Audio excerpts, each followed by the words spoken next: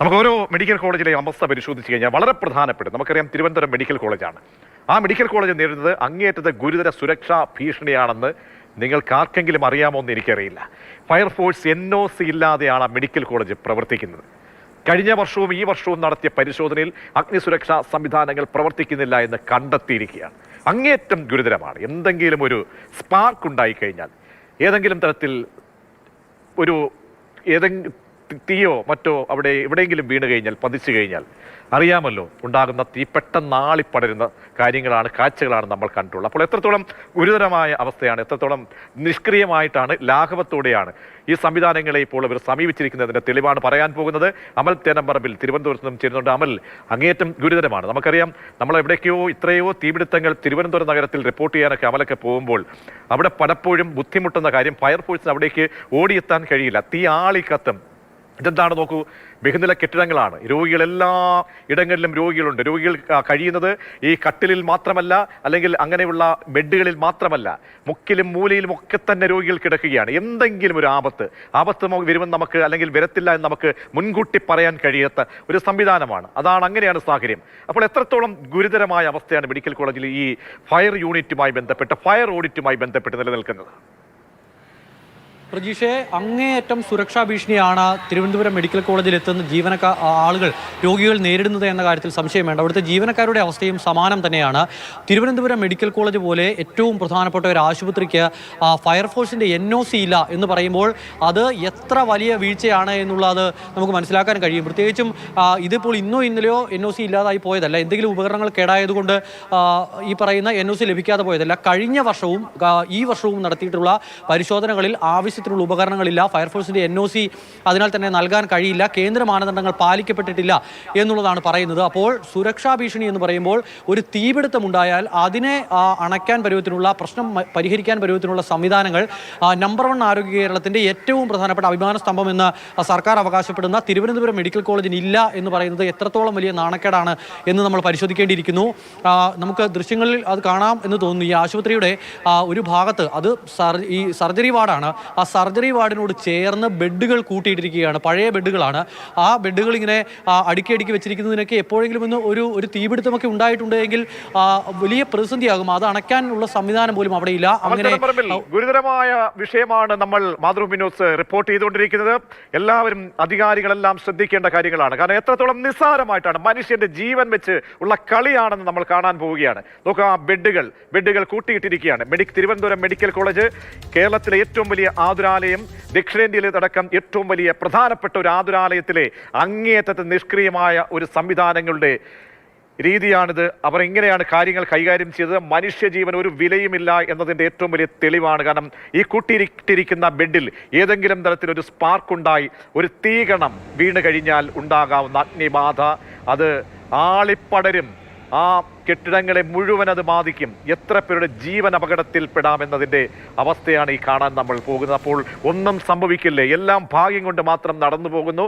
എല്ലാം ഭാഗ്യത്തിൻ്റെ കൈകൾ മാത്രമാണ്, അല്ലെങ്കിൽ ആപലാദികൾ അല്ലെങ്കിൽ അത്യാഹിതം സംഭവിക്കാതെ പോകുന്നത് കൊണ്ട് മാത്രമാണ്. നാളെ അത് സംഭവിക്കില്ല എന്ന് ഒരു ഉറപ്പും പറയാൻ കഴിയില്ല. അപ്പോൾ സ്വീകരിക്കേണ്ടതാണ്. ഇത്തരം ബഹുനില കെട്ടിടങ്ങളൊക്കെ കെട്ടിപ്പൊക്കുമ്പോൾ സ്വാഭാവികമായും അവിടേക്ക്, നമ്മൾ കോട്ടയം മെഡിക്കൽ കോളേജിൽ കണ്ടതാണ്, ഒരു ആപത്ത് വന്നിട്ട് അവിടേക്ക് ഒരു വണ്ടിക്ക് അല്ലെങ്കിൽ ഒരു ബുൾഡോസറിന് എത്താൻ കഴിയാത്ത വണ്ണം ഇടുങ്ങിയ സുരക്ഷാ സംവിധാനങ്ങൾ. അപ്പോൾ കെടാപ്പാട് പിടിക്കുകയാണ്. അപ്പോൾ ഒരു ദുരന്തം വന്ന് കഴിഞ്ഞിട്ടാണോ ചിന്തിക്കേണ്ടത് എന്ന് പ്രധാനപ്പെട്ട ആളുകൾ, ഈ കാണുന്ന ആളുകൾ അത് ചിന്തിക്കണം. അടിയന്തര നടപടി സ്വീകരിക്കണം. അമൽ തേനമ്പറമ്പിൽ ഏതെങ്കിലും തരത്തിൽ ഗൗരവത്തോടു കൂടി, അവിടെ ഒരുപാട് ഡിപ്പാർട്ട്മെന്റ് ഉണ്ട്, അവിടെ സൂപ്രണ്ടുണ്ട്, വിവിധ യൂണിറ്റുകളുണ്ട്, അതിനൊക്കെ മേലധികാരികളുണ്ട്, HDS ഉണ്ട്. ഇവരിൽ ആരെങ്കിലും ഇത് ഗൗരവത്തോടെ ഉന്നയിച്ചോ? ഇത്രയും വർഷമായല്ലോ, പതിറ്റാണ്ടുകളായി പ്രവർത്തിക്കുന്ന ഒരു ആതുരാലയത്തിന്റെ വളരെ ഗുരുതരമായ അവിടെ ഒരു സുരക്ഷ സംബന്ധിച്ച് ഫയർ NOC ഇല്ല എന്ന് പറയുമ്പോൾ ആരെങ്കിലും ഈ ആരോഗ്യ വകുപ്പുമായി ബന്ധപ്പെട്ടോ ഈ വിഷയം ഉയർത്തിക്കാട്ടിയിട്ടുണ്ടോ? ഇതുമായി ബന്ധപ്പെട്ട് എന്തെങ്കിലും ഗൗരവമേറിയ ചർച്ചകൾ അമൽ തേനമ്പറമ്പിൽ നടന്നിട്ടുണ്ടോ? പ്രജീഷ, തിരുവനന്തപുരം മെഡിക്കൽ കോളേജിന് ഫയർഫോഴ്സിന്റെ NOC ഇല്ല. അത്ര പോലും സുരക്ഷയില്ലാത്തൊരു സ്ഥലത്തേക്കാണ് നമുക്ക് ചെല്ലേണ്ടി വരുന്നത്, രോഗികൾക്ക് ചെല്ലേണ്ടി വരുന്നത് എന്നുള്ളതാണ് പ്രധാനപ്പെട്ട കാര്യം. അവിടെയുള്ള ഉദ്യോഗസ്ഥരൊക്കെ നിരന്തരമായി ഈ വിഷയം ഇങ്ങനെ പറയുന്നുണ്ട് നമ്മളുടെ അടുത്ത്. പക്ഷേ പരസ്യമായി പ്രതികരിക്കാൻ പേടിയാണ്. മറ്റേതെങ്കിലും ഒരു പ്രൈവറ്റ് ആശുപത്രിയാണെങ്കിൽ അവർക്ക് ഈ ഫയർഫോഴ്സിന്റെ NOC ഇല്ലാതെ പ്രവർത്തിക്കാൻ കഴിയില്ല. അതിനിപ്പോൾ പണ്ടേ പൂട്ട് വീണേനെ. പക്ഷേ ഇതങ്ങനെയല്ല, സർക്കാർ സംവിധാനമായതുകൊണ്ട് അതങ്ങ് മുറ പോലെ എന്ന നിലയ്ക്ക് പോവുകയാണ്. അമൽ, എന്തുകൊണ്ടായിരിക്കാം ബുദ്ധിമുട്ട്? ഇങ്ങനെ ഒരു വിഷയം, അത് ഗൗരവമേറിയ വിഷയമാണല്ലോ, സില്ലിയായിട്ട് കാണാൻ കഴിയില്ല. അപ്പോൾ ഇത് ചെയ്യാൻ കഴിയാത്ത ബുദ്ധിമുട്ട് എന്താണ്? കൃത്യമായ വിശദീകരണം ആ വിഷയത്തിൽ നൽകുന്നില്ല ആരും. എന്തുകൊണ്ടാണ് എന്ന് ചോദിക്കുമ്പോൾ ഈ പറയുന്ന തീയണയ്ക്കാനുള്ള സംവിധാനങ്ങളൊക്കെ ഒരുക്കുന്നുണ്ട്. അത് കുറച്ചുകൂടി കഴിയും എല്ലാം ഒന്ന് റെഡിയായി വരാൻ. അതിനുശേഷം വീണ്ടും NOCക്ക് അപേക്ഷിക്കും. അപ്പോൾ വീണ്ടും പരിശോധന നടക്കും. അപ്പോൾ പരിശോധിക്കുമ്പോൾ ഫയർഫോഴ്സുകാർ വന്ന് നോക്കുമ്പോൾ കൃത്യമായി തന്നെയുള്ള സംവിധാനമില്ല എങ്കിൽ അവർ NOC നൽകില്ല. അങ്ങനെയാണ് കഴിഞ്ഞ വർഷവും ഈ വർഷവും. ഇത് ഇന്നോ ഇന്നലെ ഈ വിഷയം വളരെ ഗൗരവത്തോടെയാണ് നമ്മൾ കൈകാര്യം ചെയ്തത്. ഓരോ മെഡിക്കൽ കോളേജിലും നമ്മൾ പരിശോധിക്കുന്നുണ്ട്. തിരുവനന്തപുരത്ത് നിന്ന് നമുക്ക് തുടങ്ങാം. വീഴ്ചകളുടെ പരകോടികൾ എന്ന് പറയുന്ന പോലെ വീഴ്ചകൾ അങ്ങനെ ഒരുപാടുണ്ട് പറയാൻ. ശ്രീകുമാർ, പൊതുപ്രവർത്തകൻ ശ്രീകാര്യം ശ്രീകുമാർ നമ്മോടൊപ്പം ചെയ്യുന്നുണ്ട്. ശ്രീകുമാർ, എന്താണ് ഇപ്പോൾ നമ്മൾ എത്രത്തോളം ഗൗരവത്തോടു കൂടി നമ്മൾ ഈ വിഷയത്തെ സമീപിക്കേണ്ടതുണ്ട്? കാരണം ഒരു പ്രധാനപ്പെട്ട മെഡിക്കൽ കോളേജിൽ അവിടെ ഫയർ NOC ഇല്ല എന്ന് പറയുമ്പോൾ എന്തുകൊണ്ടാണ് അത് ഇല്ലാതെ പോകുന്നത്? അങ്ങനെയെങ്കിൽ ഇതുവരെ കാലത്തും ഇത്രയും നാൾ എങ്ങനെ ഇത് നിസ്സാരമായി കണ്ടവിടെ പ്രവർത്തിച്ചു? എന്താണ് ഇതിന് തടസ്സമുള്ളത്? ഫയർ NOC ഇല്ല എന്ന് പറയുമ്പോൾ ഫയർ NOCക്ക് വേണ്ടി Thiruvananthapuram medical college fire and safety ഡിപ്പാർട്ട്മെൻറ്റിൽ ഒരു അപേക്ഷ നാളിതുവരെ കൊടുത്തിട്ടില്ല എന്നുള്ളത് കൊണ്ടാണ് ഫയർ NOC ഇല്ലാതെ വന്നത്. അപ്പോൾ അത് ചെയ്യേണ്ട ഉത്തരവാദിത്വം ആ ആശുപത്രിയുടെ തലപ്പത്തുള്ളവർക്കാണ്. സൂപ്രണ്ട്, പ്രിൻസിപ്പൽ അതുപോലെയുള്ളവർക്കാണ് അതിൻ്റെ ഉത്തരവാദിത്വം. അപ്പോൾ ഞാൻ മനസ്സിലാക്കുന്നത് ഇവിടെ നിയമസഭയിൽ ബഹുമാനപ്പെട്ട ആരോഗ്യമന്ത്രി ടി സിദ്ദിഖ് MLA ചോദ്യത്തിന് മറുപടി പറഞ്ഞതിൻ്റെ രേഖ എൻ്റെ കയ്യിലുണ്ട്. അതിൽ പറയുന്നത് പുതിയ അഗ്നിസുരക്ഷാ നിയമങ്ങൾ വരുന്നതിന് മുമ്പത്തെ കെട്ടിടങ്ങളിൽ സുരക്ഷാ ക്രമീകരണങ്ങൾ സജ്ജമാക്കുക ശ്രമകരമാണ് എന്നാണ് മന്ത്രി അതിൽ പറഞ്ഞിട്ടുള്ളത്. അപ്പോൾ ശ്രമകരമാണെങ്കിൽ ആ ശ്രമം നടത്താതിരിക്കുക എന്നുള്ളതാണോ അതിൻ്റെ അർത്ഥം? അപ്പം ഈ തരത്തിലാണ് ബഹുമാനപ്പെട്ട മന്ത്രി പറഞ്ഞിട്ടുള്ള. നമുക്കത് അംഗീകരിക്കാം. പഴയ കെട്ടിടങ്ങളിൽ ഈ നിയമപ്രകാരമുള്ള കാര്യങ്ങൾ വരുന്നതിന് മുമ്പത്തെ പഴയ കെട്ടിടങ്ങൾ പ്രവർത്തിപ്പിക്കുന്നത് ശ്രമകരമാണ്. ഏറ്റവും അവസാനം നിർമ്മാണം പൂർത്തിയാക്കി പ്രവർത്തിച്ച സൂപ്പർ സ്പെഷ്യാലിറ്റി ബ്ലോക്കുണ്ട്, അതുപോലെ തന്നെ മൾട്ടി സ്പെഷ്യാലിറ്റി ബ്ലോക്കുണ്ട്. ആ ബ്ലോക്കുകളുടെ അവസ്ഥ നമുക്കൊന്ന് പരിശോധിക്കാം. മന്ത്രി നിയമസഭ പറഞ്ഞു പഴയ കെട്ടിടങ്ങൾക്ക് വലിയ ബുദ്ധിമുട്ടെന്നുള്ള പറഞ്ഞു. അത് അംഗീകരിച്ചുകൊണ്ട് വീണ്ടും എടുത്തെടുത്ത് പറയുകയാണ്, ഒരു അത്യാഹിതം സംഭവിക്കാതിരിക്കട്ടെ, പക്ഷേ സംഭവിക്കില്ല എന്ന് നമുക്ക് പറയാൻ കഴിയില്ല. ഓരോ ദുരന്തത്തെയും നമ്മൾ മുൻകൂട്ടി കാണണമെന്നാണ് നമ്മുടെ ഈ ദുരന്ത നിവാരണ അതോറിറ്റിയുമായി ബന്ധപ്പെട്ടൊക്കെയുള്ള കാഴ്ചപ്പാടുകൾ. അപ്പോൾ ഒരു ദുരന്തം, ഒരു തീപിടുത്തം എന്തെങ്കിലും ഉണ്ടായിക്കഴിഞ്ഞാൽ എന്തായിരിക്കും അവസ്ഥ വരുന്നത്? പഴയ കെട്ടിടം വിട്ട് പുതിയ OP ബ്ലോക്ക് 10 വർഷം എന്ത് ആയിട്ടുള്ളൂ. ആ OP ബ്ലോക്കിൽ ഇതുവരെ ഈ സജ്ജീകരണത്തിന് വേണ്ടിയുള്ള ഉപകരണങ്ങൾ ഘടിപ്പിച്ചിട്ടില്ല.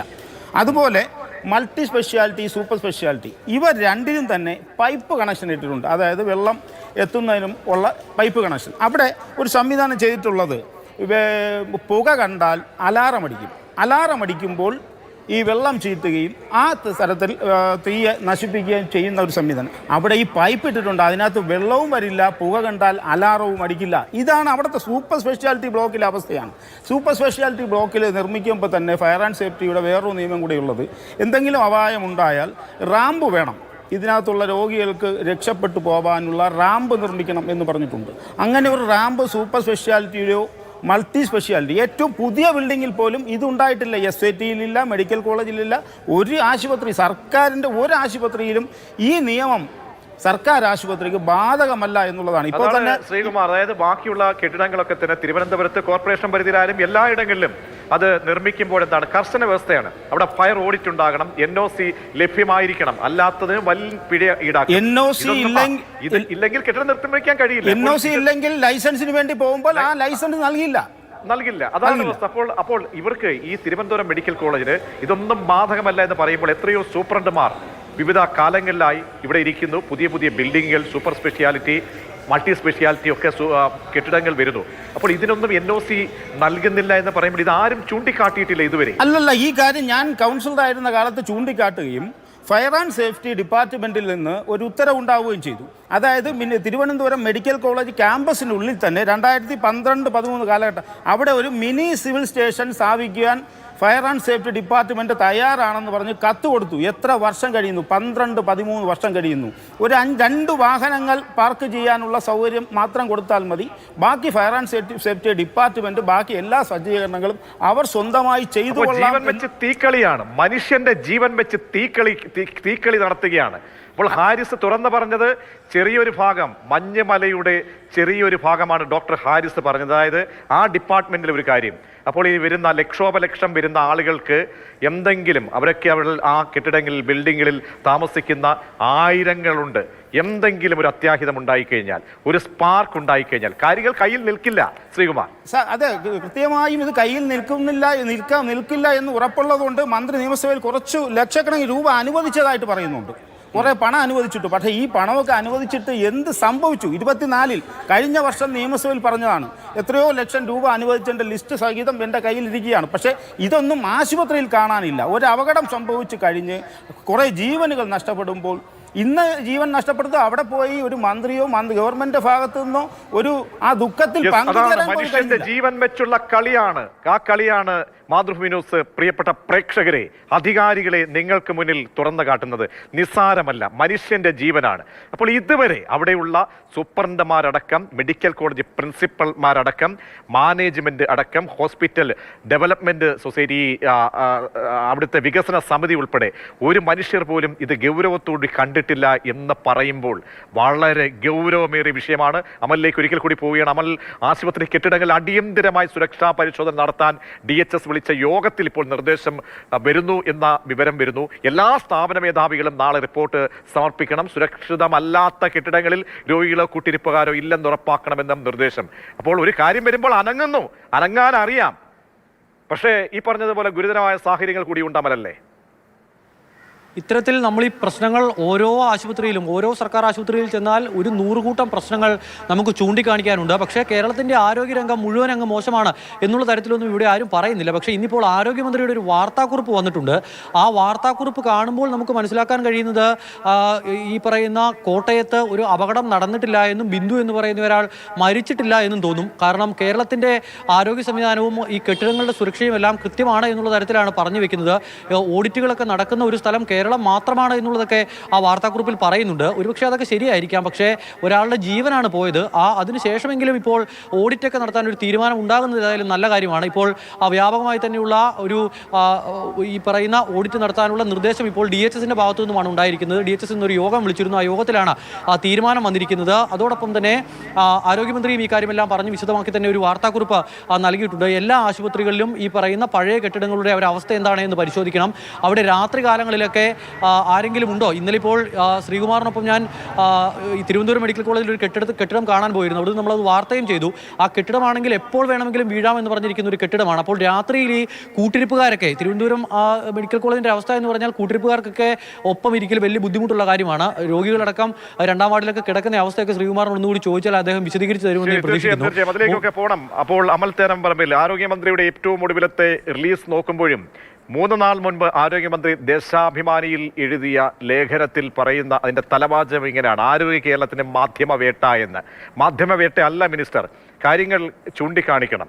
ചൂണ്ടിക്കാണിക്കുമ്പോൾ ചൂണ്ടിക്കാണിക്കുന്നവരെ ആസൂത്രിത ഗൂഢാലോചന, ആസൂത്രിത വേട്ടയാടൽ എന്നൊക്കെ പ്രതിപക്ഷത്തിന് വടി കൊടുക്കുക എന്നല്ല പറയേണ്ടത്.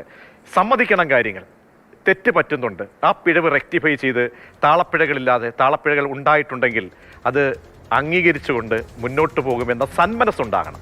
ഇത് പറയാൻ കാരണം മറ്റൊരുപാട് മേഖലകൾ പോലെയല്ല ഇത് ലക്ഷോപലക്ഷം വരുന്ന പാവങ്ങൾ ആശ്രയിക്കുന്ന ഒരു മേഖലയാണ്. അപ്പോൾ തീക്കളിയാണ് നിങ്ങൾ നടത്തിക്കൊണ്ടിരിക്കുന്നത്. അതിൻ്റെ ഏറ്റവും ആദ്യത്തെ ഉദാഹരണമാണ് NOCയുടെ കാര്യത്തിൽ മെഡിക്കൽ കോളേജിൽ നിന്നും കണ്ടത്. ഇടവേളയ്ക്ക് ശേഷം അതിവേഗം തിരികെ എത്താം. ചർച്ചയിലേക്ക് തിരികെ എത്തുമ്പോൾ ഡോക്ടർ SS ലാലും ശ്രീ റെജി ലൂക്കോസും ചേരുന്നുണ്ട്. ഡോക്ടർ SS ലാല്, ബിന്ദുവിൻ്റെ ചിത കത്തിക്കൊണ്ടിരിക്കുകയാണ് ഇപ്പോഴും. അത് അടങ്ങിയിട്ടില്ല, കെട്ടടങ്ങിയിട്ടില്ല. നമ്മളിപ്പോൾ പറയുന്ന കോണ്ടസ്റ്റ് ഇതാണ്. ഓരോ മെഡിക്കൽ കോളേജുകളുടെയും അവസ്ഥയാണ്.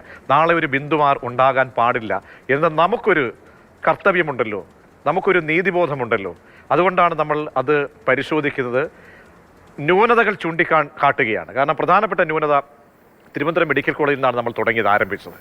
അവിടെ NOC, ഫയർ NOC കിട്ടാതെ പ്രവർത്തിക്കുന്നു എന്ന് പറയുമ്പോൾ അങ്ങേയറ്റം ഗുരുതര അവസ്ഥയാണ്. അതാണ് നമ്മളുടെ പ്രതിനിധി ഞങ്ങളുടെ റിപ്പോർട്ടർ ചൂണ്ടിക്കാട്ടിയത്.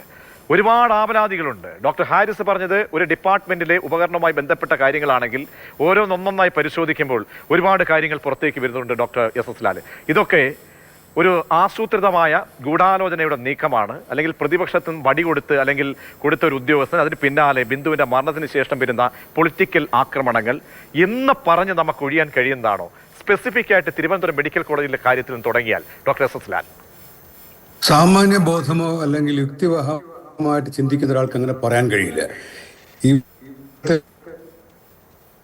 ഇതിനെ നമ്മൾ പറയുമ്പോൾ എതിർക്കുന്നവർക്ക് അറിയാം.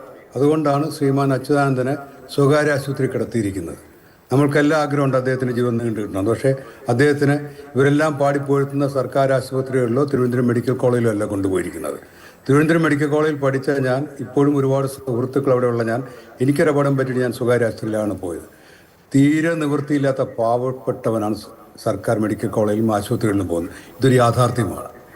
ഇവിടുത്തെ ഞാൻ വെല്ലുവിളിക്കുകയാണ്, എന്നോട് ചർച്ചയിൽ പങ്കെടുക്കുന്നവർ ആരെങ്കിലും അവസാനത്തെ പ്രാവശ്യം സർക്കാർ ആശുപത്രി പോയത് എപ്പോഴാണെന്ന് എനിക്കറിയണം. ആരോഗ്യമന്ത്രി ഉൾപ്പെടെ ചികിത്സ എടുക്കുന്ന സ്വകാര്യ ആശുപത്രിയിലാണ്. ഇതൊരു യാഥാർത്ഥ്യമാണ്. ഇന്നലെ ആരോഗ്യമന്ത്രി പോയിരുന്നു. അതെ, അവരുടെ ചികിത്സകൾ, പ്രധാന ചികിത്സകളെല്ലാം എടുക്കുന്നത് സ്വകാര്യ. അവർ കുറ്റം പറയുന്നില്ല, കാരണം അവർ ജീവിച്ചിരിക്കേണ്ടത് അവരുടെയും നാടിൻ്റെ ആവശ്യമാണ്. അപ്പോൾ അതൊരു യാഥാർത്ഥ്യമാണ്. അപ്പോൾ തീരെ ഗതികെട്ട പാവപ്പെട്ടവനാണ് സർക്കാർ ആശുപത്രിയിൽ പോകുന്നത്. ഇന്ന് ഞാനൊരു ഒരു സ്വകാര്യ ആശുപത്രിയിൽ ഇടപെട്ട് നിൽക്കുകയാണ്. ഒരു പാവപ്പെട്ട മനുഷ്യൻ നിവൃത്തിയില്ലാത്ത, അവർക്ക് ജീവിച്ചിരിക്കണ്ടേ, സർക്കാർ ആശുപത്രിയിൽ ചികിത്സ കിട്ടാത്തതുകൊണ്ട് സ്വകാര്യ ആശുപത്രിയിൽ പോയി. അവിടുത്തെ ബില്ല് കുറയ്ക്കാനും അവിടെ ചികിത്സ ഒന്ന് ഇടപെടാനും ഇന്നും ഞാൻ കിടക്കുന്ന ഭാഗത്ത് നിന്ന് ഞാൻ ഇടപെട്ടിരിക്കുകയാണ്. എൻ്റെ അയൽവാസിയായ ഡോക്ടർ ദമ്പതിമാരുണ്ട്. ഇന്നലെ അവർ പറഞ്ഞ കാര്യമാണ്. അതിൽ വനിതയ്ക്ക് എന്നേക്കാൾ പ്രായമുള്ള ആളാണ്. അവർക്ക് സ്ട്രോക്ക് സംശയം വന്ന് തിരുവനന്തപുരം മെഡിക്കൽ കോളേജിൽ പോയി MRI എടുത്തിട്ട് ആ MRI എടുത്ത മേശന്ന് അവർ താഴെ വീണുപോയി. അങ്ങനെ അവർ ICUവിലായി. മറ്റേ സ്ട്രോക്ക് സംശയം മാത്രമേ ഉണ്ടായിരുന്നുള്ളൂ. എന്ന് പറഞ്ഞാൽ ഇത് അവിടുത്തെ MRI മെഷീൻ്റെ കുഴപ്പം, അവിടുത്തെ ഡോക്ടർമാർ നഴ്സുമാർ മോശമായിട്ടല്ല, നോക്കാനാളില്ല. ഒരു ഡോക്ടർ MRI എടുക്കാൻ കിടന്ന മേശ താഴെ വീഴുകയാണ്, എന്നിട്ട് ഹെഡ് ഇഞ്ചുറി ഉണ്ടാകുകയാണ്. ഡോക്ടർ എസ് ലാൽ, ഒരു കാര്യം ചോദിക്കട്ടെ. ഈ രോഗികൾ പറയുന്ന ഒരു കാര്യമുണ്ട്, മെഡിക്കൽ കോളേജിനെ സംബന്ധിച്ചോളം അവിടുത്തെ ലാബ് സംവിധാനം നോക്കൂ. ഈ ആളുകൾ നെട്ടോട്ടം ഓടുകയാണ്. ഏതെങ്കിലും ഒരു അസുഖവുമായി ബന്ധപ്പെട്ട ഒരു ലാബ് റിസൾട്ടിന് വേണ്ടി അവർ പോകുന്നത് വേറൊരു കെട്ടിടത്തിൽ, അത് കഴിഞ്ഞ് അടുത്തൊരു റിസൾട്ടുമായി നോക്കുമ്പോൾ അടുത്ത കെട്ടിടത്തിലേക്ക് പോവുകയാണ്. ഒരു രോഗിയാണ്, ആലോചിക്കണം, അവർ നെട്ടോട്ടം ഓടിക്കുകയാണ്. എത്ര പേരാണെന്നറിയാമോ ബുദ്ധിമുട്ടുന്നത്? രാവിലെ വരുന്ന ആൾ, ചിലപ്പോഴൊക്കെ കൂട്ടിരിപ്പായി ഒരു അമ്മയ്ക്കൊപ്പം ഒരു മകൾ മാത്രമേ ഉള്ളായിരിക്കും. ആ മകൾ എവിടേക്ക് ഓടണം? ഒരു കെട്ടിടത്തിൽ നിന്നും അടുത്ത കെട്ടിടത്തിലേക്ക്. അപ്പോൾ ഒരു ലോജിക്കുമില്ലാതെ ഇതുവരെ, ഇതാണ് നമ്പർ 1, ഞാൻ വീണ്ടും പറയാണ്, നമ്പർ 1 കേരളമാണ്. നമ്പർ 1 കേരളത്തിലെ ഏറ്റവും പ്രധാനപ്പെട്ട മെഡിക്കൽ കോളേജിൽ ഇപ്പോഴും അതിൻ്റെ ലാബ് സംവിധാനങ്ങൾ ഏകോപിപ്പിച്ച് ഒരു ബിൽഡിങ്ങിലേക്ക് മാറ്റാൻ ആ ഒരു സന്മനസ് പോലും കാണിക്കാൻ കഴിയാതെ പോകുന്നത് എന്തുകൊണ്ടാണ്? കാരണം ഇവർക്കാർക്കും ഇതിൻ്റെ ആവശ്യമില്ല. സർക്കാർ ആശുപത്രിയിൽ നിരന്തരം ബന്ധപ്പെടുന്ന ആളാണ്. കാരണം നമ്മൾ പൊതുപ്രവർത്തനം എപ്പോഴും അവിടെ പോകേണ്ടി വരും. ഞാൻ പറയുന്ന ഈ എല്ലാ സർക്കാർ ആശുപത്രികളും അല്ലെങ്കിൽ തിരുവനന്തപുരം മെഡിക്കൽ ഉദാഹരണമായിട്ട് എടുത്ത് ഏറ്റവും മെച്ചമാണെന്ന് പറയുന്നവർ ഒരു പാസ് എടുത്ത് ഒരറ്റത്തുള്ള മറുവശത്ത് ഇറങ്ങിയാൽ മതി. മനുഷ്യനെ തട്ടി നടക്കാൻ പറ്റില്ല, അത്ര തിരക്കാണ്. ഞാൻ വഴി കിടന്ന മൃതപ്രായന ഒരാളെ തിരുവനന്തപുരം മെഡിക്കൽ കോളേജ് കാഷ്വാലിറ്റി ഞാൻ കൊണ്ടുപോയി. ഒരു ആംബുലൻസൊക്കെ കൈയാണ് ചേർത്തി കൊണ്ടുപോയി. അവിടെ ചെന്നിട്ട് അയാളെ ഒരു ഡോക്ടറെ കാണിക്കേണ്ട 15 മിനിറ്റിലധികം എടുത്തു. ഞാൻ പഠിച്ച കോളേജിനെ പറ്റിയാണ് പറയുന്നത്. ഇത് പറയുമ്പോൾ പറയും കേരളത്തിലെ ആരോഗ്യരംഗത്തെ ആക്ഷേപിക്കുകയാണ്. ഞാൻ പഠിച്ച കോളേജ് നല്ലതെന്ന് കേൾക്കാൻ എനിക്കും ആഗ്രഹമില്ല. ഇത് മെച്ചപ്പെടാനാണ് പറയുന്നത്. ഇത് പറയുമ്പോഴത്തേക്ക് വാഴ്ത്തുപാട്ടുകാർ മാത്രം മതി, ആരും വിമർശിക്കാൻ പാടില്ല എന്ന്. ഇത് കേരളത്തിലെ ജനങ്ങളുടെ ആരോഗ്യത്തെ പറ്റിയാണ് പറയുന്നത്. ഈ പറയുന്ന മന്ത്രിക്ക് ചികിത്സ വേണ്ടി വന്നാലും ഭേദപ്പെട്ട ആശുപത്രി വേണം. നമ്മൾ എല്ലാവർക്കും മുഖ്യമന്ത്രി വീണ്ടും അമേരിക്കയിലേക്ക് പോവുകയാണ് ശ്രീ ഡോക്ടർ എസ് ലാൽ. ഇന്നിപ്പോൾ തലക്കെട്ടുകളിൽ ഒന്നാണ് അദ്ദേഹം ചികിത്സയ്ക്കായി അമേരിക്കയിലേക്ക് പോവുകയാണ്. അദ്ദേഹത്തിന് കേരളത്തിലും വിശ്വാസമില്ല, ഇന്ത്യയിലും വിശ്വാസമില്ല. ഞാൻ അമേരിക്കയിൽ പോകുന്ന ആളും വലിയ ബന്ധമുള്ള ആളാണ്. എനിക്ക് ഒരു ആവശ്യം വന്നപ്പോൾ ഞാൻ ഇവിടുത്തെ നാട്ടിലെ ആശുപത്രിയിലാണ് പോയത്. സർക്കാർ ആശുപത്രിയിൽ പോകാൻ പറ്റാത്തതുകൊണ്ട് അവിടെ പോയി കഴിഞ്ഞാൽ ഒരു പാവപ്പെട്ട തൊഴിലാളിയുടെ കെട്ടിലായിരിക്കും ഞാൻ തടസ്സപ്പെടുത്തുന്നത്.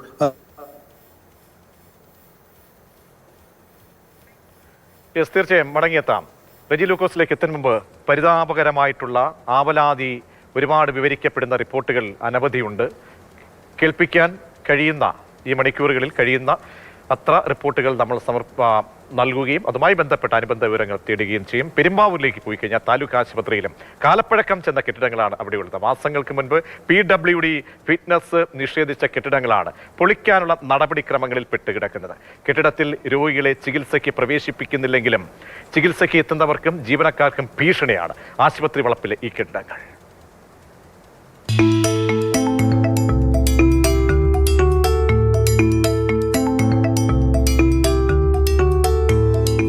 കുട്ടികളുടെ വാർഡും പുരുഷ വാർഡും TB വാർഡും പ്രവർത്തിച്ചിരുന്ന 2 കെട്ടിടങ്ങൾക്കാണ് ഫിറ്റ്നസ് നഷ്ടമായത്. പരിശോധനയിൽ കെട്ടിടത്തിന്റെ ബലക്ഷയം വ്യക്തമായിരുന്നു. കെട്ടിടത്തിന്റെ ഭാഗങ്ങൾ അടർന്നു വീഴാനും തുടങ്ങിയിരുന്നു. 6 മാസം മുമ്പാണ് പൊതുമരാമത്ത് വകുപ്പ് പരിശോധന നടത്തി കെട്ടിടങ്ങൾ ഉപയോഗിക്കാൻ പാടില്ല എന്ന റിപ്പോർട്ട് നൽകിയത്. TB വാർഡ് പ്രവർത്തിച്ചിരുന്ന കെട്ടിടം പൂർണ്ണമായും അടച്ചിട്ടിരിക്കുകയാണ്.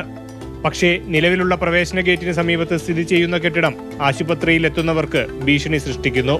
ഫിറ്റ്നസ് നഷ്ടമായ മറ്റൊരു കെട്ടിടത്തിൽ ഉണ്ടായിരുന്ന പുരുഷ വാർഡിന്റെയും കുട്ടികളുടെ വാർഡിന്റെയും പ്രവർത്തനം മറ്റൊരിടത്തേക്ക് മാറ്റിയെങ്കിലും താഴത്തെ നില ഇപ്പോഴും മരുന്ന് സൂക്ഷിക്കാനും മറ്റുമായി ഉപയോഗിക്കുന്നുണ്ട്. ഡയാലിസിസ് വാർഡിനോട് ചേർന്നാണ് ഈ കെട്ടിടമുള്ളത്. പുതിയ കെട്ടിടത്തിന്റെ തൊട്ടു പിന്നിൽ പ്രവർത്തിക്കുന്ന സ്റ്റോർ റൂമും ശോചനീയാവസ്ഥയിലാണ്. കാലപ്പഴക്കത്താൽ ചോർച്ചയുള്ള കെട്ടിടം ഇപ്പോൾ പ്രവർത്തിക്കുന്നത് ടാർപോളിനിട്ട് താൽക്കാലികമായി പ്രശ്നം പരിഹരിച്ചാണ്. ഈ കെട്ടിടത്തിന്റെ പരിസരത്ത് ആശുപത്രിയിലെത്തുന്നവരുടെ വാഹനങ്ങൾ പാർക്ക് ചെയ്തിട്ടുമുണ്ട്. കെട്ടിടം പൊളിക്കാനുള്ള ടെൻഡർ നടപടികൾ ആരംഭിച്ചതായാണ് നഗരസഭ അധികൃതർ വ്യക്തമാക്കുന്നത്. ഇനിയും നടപടികൾ വൈകിയാൽ ഒരുപക്ഷെ മറ്റൊരു ദുരന്തത്തിലേക്ക് കാര്യങ്ങൾ എത്തിയേക്കാം. മാതൃഭൂമി ന്യൂസ്, കൊച്ചി. ഇടയ്ക്ക് ഒരിക്കൽ കൂടി അടിവരയിടുകയാണ്. ഈ സിസ്റ്റത്തെ മുഴുവൻ തകർക്കാനുള്ള ഗൂഢാലോചനയുടെ ഭാഗമല്ല ഈ റിപ്പോർട്ടുകൾ. ഈ സിസ്റ്റം മുഴുവൻ അങ്ങ് മോശമാണ് എന്ന് പറയുകയുമില്ല.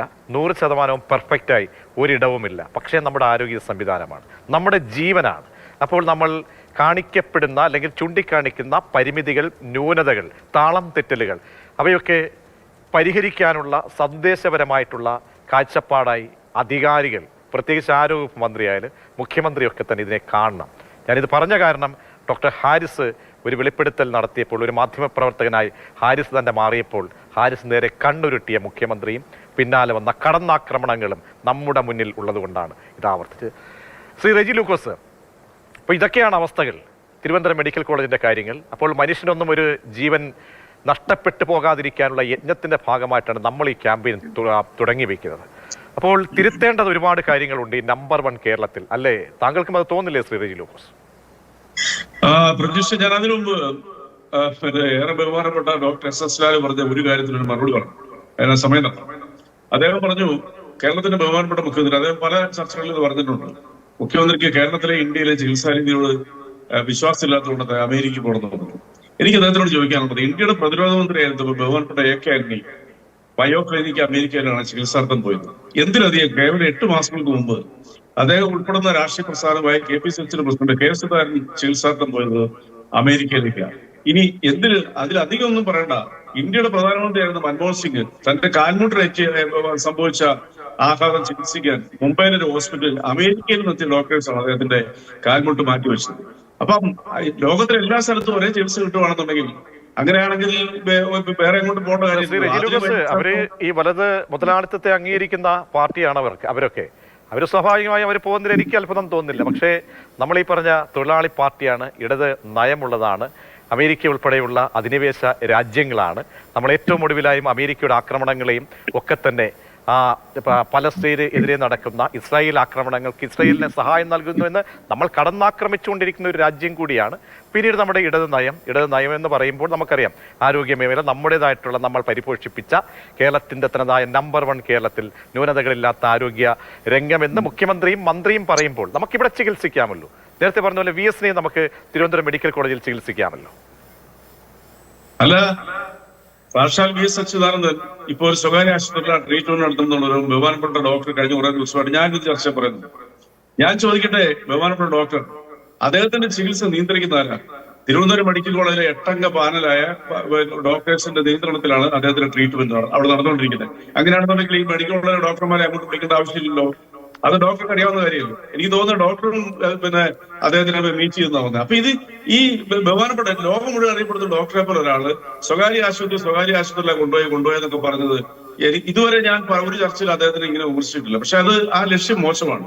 ഇപ്പൊ ഞാനൊരു ഉദാഹരണം കാരണം ഞാൻ പറഞ്ഞു തന്നെയാണ് റജിയും പറയുന്നത്. ഞാൻ എത്ര നാളായിട്ട് ഇന്നും പറഞ്ഞു തിരുവനന്തപുരം മെഡിക്കൽ കോളേജ് ഡോക്ടർമാർ ഏറ്റവും നല്ല ഡോക്ടർമാരാണ്. അവരെ കൊണ്ട് ചികിത്സിപ്പിക്കുന്ന അച്യുതാനന്ദൻ ചികിത്സിപ്പിക്കുന്ന പ്രൈവറ്റ് ആശുപത്രിയിലാണ്. പ്രൈവറ്റ് ആശുപത്രിയിൽ സൗകര്യമുള്ളൂ, ഗവൺമെന്റ് ആശുപത്രിയിൽ ഒരു സൗകര്യമില്ല, കക്കൂസ് പോലും വൃത്തിയില്ല എന്നാണ് ഞാനീ പറയുന്നത്. റജി ഇപ്പം ഞാൻ പറഞ്ഞ് അംഗീകരിച്ചിരിക്കുകയാണ്. അത് അംഗീകരിച്ചാൽ സന്തോഷം. മന്ത്രിക്ക് അബദ്ധം പറ്റിയ പോലെ റജിക്ക് അബദ്ധം പറ്റിയാണ് സിസ്റ്റം തകരാറെന്ന് പറഞ്ഞത്. അച്യുതാനന്ദനെ ചികിത്സിക്കാനായിട്ട് മെഡിക്കൽ കോളേജ് ഡോക്ടർമാർ വേണം, പക്ഷേ അവിടെ കൊണ്ടുപോയി ചികിത്സിക്കാൻ പറ്റാന്ന് പറഞ്ഞാൽ ഇത്രേ ഞാനും പറയുന്നുള്ളൂ. നമ്മളിപ്പോ ഒരേ കാര്യത്തിൽ യോജിക്കാണ്. റജി ഇതാണ് വേണ്ടത്. ഇപ്പൊ ഇടത് രോഗം വലത് രോഗമൊന്നുമില്ല. അച്യുതാനന്ദന് CPM രോഗമോ കോൺഗ്രസ് രോഗമോ അല്ല. മനുഷ്യരാണ് സർക്കാർ മെഡിക്കൽ കോളേജുകളിൽ പോകുന്നത്, സർക്കാർ ആശുപത്രികളിൽ പോകുന്നത്. നമുക്ക് ഒരുമിച്ചാണ് നിൽക്കേണ്ടത്. ഇപ്പൊ പഴയ മന്ത്രിമാരെ കണക്കല്ല പറയേണ്ടത്. ഇത് ഞാൻ പറഞ്ഞത് പിണറായി അമേരിക്കയിൽ പൊയ്ക്കോട്ടെ, തീർച്ചയായിട്ടും പോകണം. അസുമന തിരുവനന്തപുരം മെഡിക്കൽ കോളേജിൽ പിണറായിയെ കൊണ്ടുപോകണമെന്നാണ് ഞാൻ പറയുന്നത്. ഇന്നലെ ശ്രീ അച്യുതാനന്ദനെ മാറ്റരുത്. പിണറായിയുടെയും അച്യുതാനന്ദന്റെ കാര്യം നമുക്ക് എല്ലാവർക്കും പ്രധാനപ്പെട്ടാണ്. പൊയ്ക്കോട്ടെ, പക്ഷേ ഈ തള്ളിപ്പറയരുത്. എല്ലാം പറഞ്ഞിട്ട് ഇവിടെ എല്ലാം മെച്ചമാണെന്ന് പറഞ്ഞിട്ട് റജിയും അമേരിക്ക ജോലി ചെയ്ത ആളാണ്. ഇടത് വാചകടിയൊക്കെ ഇവിടെ വരുമ്പോഴേ ഉള്ളൂ. അതേ അമേരിക്കയിൽ പോയി ജോലി ചെയ്ത ആളാണ്. അപ്പോൾ അതുകൊണ്ട് ഇത് അവിടെയാണ് പ്രശ്നം. നമ്മളാരും ഇതിനെ തള്ളി പറയുന്നില്ല. തിരുവനന്തപുരത്തെ മെഡിക്കൽ കോളേജ്, ഞാൻ പഠിച്ച മെഡിക്കൽ കോളേജാണ്. അവിടെ ഏറ്റവും നല്ല മെഡിക്കൽ കോളേജാണെന്ന് അറിയപ്പെടേണ്ട എൻ്റെ അങ്ങോട്ട് ആവശ്യമാണ്. പക്ഷേ യാഥാർത്ഥ്യം എനിക്ക് പോലും അവിടെ പോകാൻ പറ്റുന്നില്ല. ഇത് പറയുമ്പോൾ നിങ്ങൾ എല്ലാം ശരിയാണെന്ന് പറഞ്ഞാൽ ഇപ്പോൾ റജി പറഞ്ഞെടുത്ത് നിന്നാൽ മതി. ഇനി മാറിക്കളെ. റജി പറഞ്ഞത് ശരിയാണ്. തിരുവനന്തപുരം മെഡിക്കൽ ഡോക്ടർമാർ നഴ്സുമാർ നല്ലതാണ്. അവർ 8 പേരെ കൊണ്ടുവന്ന് പ്രൈവറ്റ് ആശുപത്രി ചികിത്സിപ്പിക്കുകയാണ്. നന്ദിയുണ്ട്. അബദ്ധത്തിൽ പറഞ്ഞാണെങ്കിൽ ആ പറഞ്ഞതിന് നന്ദിയുണ്ട്. അല്ല അതിനുള്ള മറുപടി ഉണ്ട് എനിക്ക്. അതായത് ഡോക്ടർ എസ് എസ് ഞാൻ വളരെ ബഹുമാനിക്കുന്നത്. കാരണം അദ്ദേഹം അന്തർദേശീയ തലത്തിൽ പ്രശസ്തമായ ഡോക്ടറാണ്. അതുകൊണ്ടാണ് കഴിഞ്ഞ ദിവസം ചർച്ചയിൽ ഞാൻ ഈ കാര്യങ്ങൾ മറുപടി പറയാതിരുന്നത്. പക്ഷെ ഒരു കാര്യം ഉറപ്പാണ്, കേരളത്തിലെ ഏതെങ്കിലും സർക്കാർ ഉദ്യോഗസ്ഥ ഗവൺമെന്റ് സ്ഥാപനങ്ങളോ അല്ലെങ്കിൽ ഏതെങ്കിലും ഞങ്ങളുടെ പ്രതിനിധിയോ ഇവിടുത്തെ സ്വകാര്യ ആശുപത്രിയിലെ ഒന്നടങ്കം തള്ളി പറഞ്ഞിട്ടുണ്ടോ? ഇല്ല. ഇവിടെ ഗവൺമെന്റ് ആശുപത്രി വേണം, സ്വകാര്യ ആശുപത്രി വേണം. പക്ഷേ ഡോക്ടർ കണ്ണു തുറന്ന് നോക്കുമ്പോൾ അറിയാവുന്ന ഒരു വസ്തുതയുണ്ട്. ഡോക്ടർക്ക് അത് അറിയുകയും ചെയ്യാം. എന്താ, കഴിഞ്ഞ 8 വർഷങ്ങൾക്ക് ഉള്ളിൽ കേരളത്തിലെ ഗവൺമെന്റ് ആശുപത്രി പ്രാഥമിക ആരോഗ്യ കേന്ദ്രം മുതൽ അങ്ങ് മെഡിക്കൽ കോളേജ് വരെ വന്നിരിക്കുന്ന മാറ്റം ലോകോത്തര മാറ്റമാണെന്നുള്ളൊരു ആ ഡോക്ടർക്ക് നിഷേധിക്കാൻ പറ്റില്ല. കാരണം ഇന്റർനാഷണൽ മീഡിയസ് മുഴുവൻ തന്നെ അത് റിപ്പോർട്ട് ചെയ്തതാണ്. പ്രത്യേകിച്ച് കോവിഡ് കാലത്ത്. അന്ന് കോവിഡ് കാലത്ത് നിരവധി ചർച്ചകളിൽ ഞാനും പ്രിയപ്പെട്ട ഡോക്ടർ ഒന്നിച്ചിരുന്നിട്ടുണ്ട്. അറിയാമല്ലോ, ഞാൻ ഓസ്ട്രേലിയയിൽ ഒരു യാത്ര നടക്കുന്ന സമയത്താണ് ഈ കോവിഡ് ഉണ്ടായി. ഞാൻ അതിനെ കമ്പയർ ചെയ്ത് ഇനി അത് ആവർത്തിക്കുന്നില്ല. പക്ഷെ നമ്മൾ മനസ്സിലാക്കേണ്ട വസ്തുത, കേരളത്തിലെ ലക്ഷക്കണക്കിന് വരുന്ന രോഗികളുണ്ട്. ഒരു വർഷം 50 ലക്ഷം രോഗികൾക്കാണ് നമ്മളോട് ചികിത്സ കൊടുക്കുന്നത്. 7000 കോടിയോളം രൂപയാണ് നമ്മളോട് മരുന്നിന് വേണ്ടി ഇൻവെസ്റ്റ് ചെയ്യുന്നത്. ഇന്ത്യയിൽ അങ്ങനെ ഒരു സംസ്ഥാനമില്ല. അത് പറഞ്ഞിരിക്കുന്ന കേന്ദ്ര ആരോഗ്യ. നമുക്ക് ഈ മേന്മകൾ പറയാനുള്ള സമയമല്ല. മേന്മകളൊക്കെ നിങ്ങൾ അതാണ് കേൾക്കുമ്പോൾ ആൾക്ക് അരോചകമാകുന്നത്. കാരണം ഇന്നലെ നോക്കൂ, ആരോഗ്യമന്ത്രി മേന്മകൾ പറഞ്ഞുകൊണ്ടിരിക്കുകയാണ്. നമുക്കിപ്പോൾ മേന്മകൾ പറയാനുള്ള സമയമല്ല. ഒന്ന് അക്സെപ്റ്റ് ചെയ്യണം, പിഴവുകളെ അക്സെപ്റ്റ് ചെയ്യണം. ബാക്കിയൊക്കെ ആർക്കും നമുക്ക് സംശയമൊന്നുമില്ലല്ലോ. കാരണം നമ്മൾ ആരും പറയുന്നില്ല മുടക്കിയിട്ടില്ല. 2016 കിഫ്ബി വഴി ഇത്രയും തുക അനുവദിച്ചു അല്ലെങ്കിൽ മുടക്കിയില്ല എന്ന് ആരും പറയുന്നില്ല. ഇപ്പോഴുണ്ടായിട്ടുള്ള ന്യൂനതകളെ, മനുഷ്യ സഹജമായിട്ടുള്ള ന്യൂനതകളെ അതിനെ അക്സെപ്റ്റ് ചെയ്യാൻ, അംഗീകരിക്കാൻ ആരോഗ്യമന്ത്രിക്ക് എന്താണ് പ്രശ്നം? സർക്കാരിന് എന്താണ് പ്രശ്നം? മുഖ്യമന്ത്രിക്ക് എന്താണ് പ്രശ്നം? അല്ല പ്രതീക്ഷ, എനിക്കൊരു എളിയ സംശയം. എവിടെയെങ്കിലും എന്തെങ്കിലും ന്യൂനത ഉണ്ടായാൽ അത് റെക്ടിഫൈ ചെയ്ത് അത് തിരുത്തുക എന്നുള്ളതല്ലേ ഒരു പുരോഗമന സർക്കാരിനെ സംബന്ധിച്ച് ചെയ്യാൻ പറ്റുന്നത്?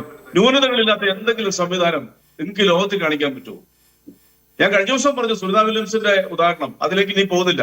അപ്പൊ അതിനെ റെക്ടിഫൈ ചെയ്യാന്നുള്ളതാണ്. നിങ്ങളിപ്പോ ഈ പറഞ്ഞല്ലോ കിഫ്ബിയുടെ 650 കോടി രൂപ ഈ കോട്ടയം മെഡിക്കൽ കോളേജിൽ ഈ കെട്ടിടം ദുർബലമാണെന്ന് കണ്ടുപിടിച്ചത്, റിപ്പോർട്ട് കൊടുത്തത് PWD എഞ്ചിനീയേഴ്സ് വന്ന് റിപ്പോർട്ട് കൊടുത്തത് 2013 അന്ന് ഞങ്ങളുടെ കോട്ടയം ഒരു മന്ത്രി ഉണ്ടായിരുന്നു. അദ്ദേഹത്തിന്റെ പേര് തിരുവഞ്ചൂർ രാധാകൃഷ്ണ. 3.5 വർഷം ഒരു ചെറുവരിൽ അടക്കിയിട്ടില്ല. അതിനുശേഷം ഇടതുപക്ഷം വന്നതിന് ശേഷമാണ് ഈ പറയുന്ന 6 നില കെട്ടിടപ്പാട് പണിത് പൂർത്തീകരിച്ചിരിക്കുന്നത്. ഒരു ദിവസം സർക്കസ് കൂടാനും പോലെ അടുക്കി വെക്കാൻ പറ്റുമോ ഏതെങ്കിലും ബിൽഡിംഗ്?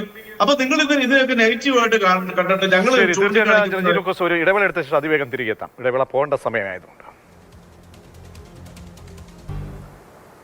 മറ്റൊരു ആശുപത്രിയുടെ ശോചനീയാവസ്ഥയിലേക്കാണ് നമ്മൾ പോകുന്നത്. തിരുവനന്തപുരം മെഡിക്കൽ കോളേജ് മാത്രമല്ല, കൊല്ലം പാരിപ്പള്ളി മെഡിക്കൽ കോളേജ് പ്രവർത്തിക്കുന്നതും ഫയർ NOC ഇല്ലാതെയാണ്. ആശുപത്രി കെട്ടിടങ്ങൾക്ക് പുറമെ ഹോസ്റ്റലിനും അഗ്നിശമന സുരക്ഷയില്ല. കൊല്ലം ജില്ലയിലെ പ്രധാന ആശുപത്രിയിലാണ് ഈ വൻ വീഴ്ച എന്നത് ഓർക്കണം. പാരിപ്പള്ളി മെഡിക്കൽ കോളേജിൽ നിന്നും കണ്ണൻ നായർ തയ്യാറാക്കിയ റിപ്പോർട്ടിലേക്ക് ആദ്യം. ദിവസവും ആയിരക്കണക്കിന് ജനങ്ങൾ ആശ്രയിക്കുന്ന ആശുപത്രി, 500-ലധികം കിടക്കകൾ ഉള്ള ആശുപത്രി, സാധാരണക്കാരുടെ ആശ്രയമായിട്ടുള്ള കൊല്ലം ജില്ലയിലെ പാരിപ്പള്ളി മെഡിക്കൽ കോളേജ് ആശുപത്രി.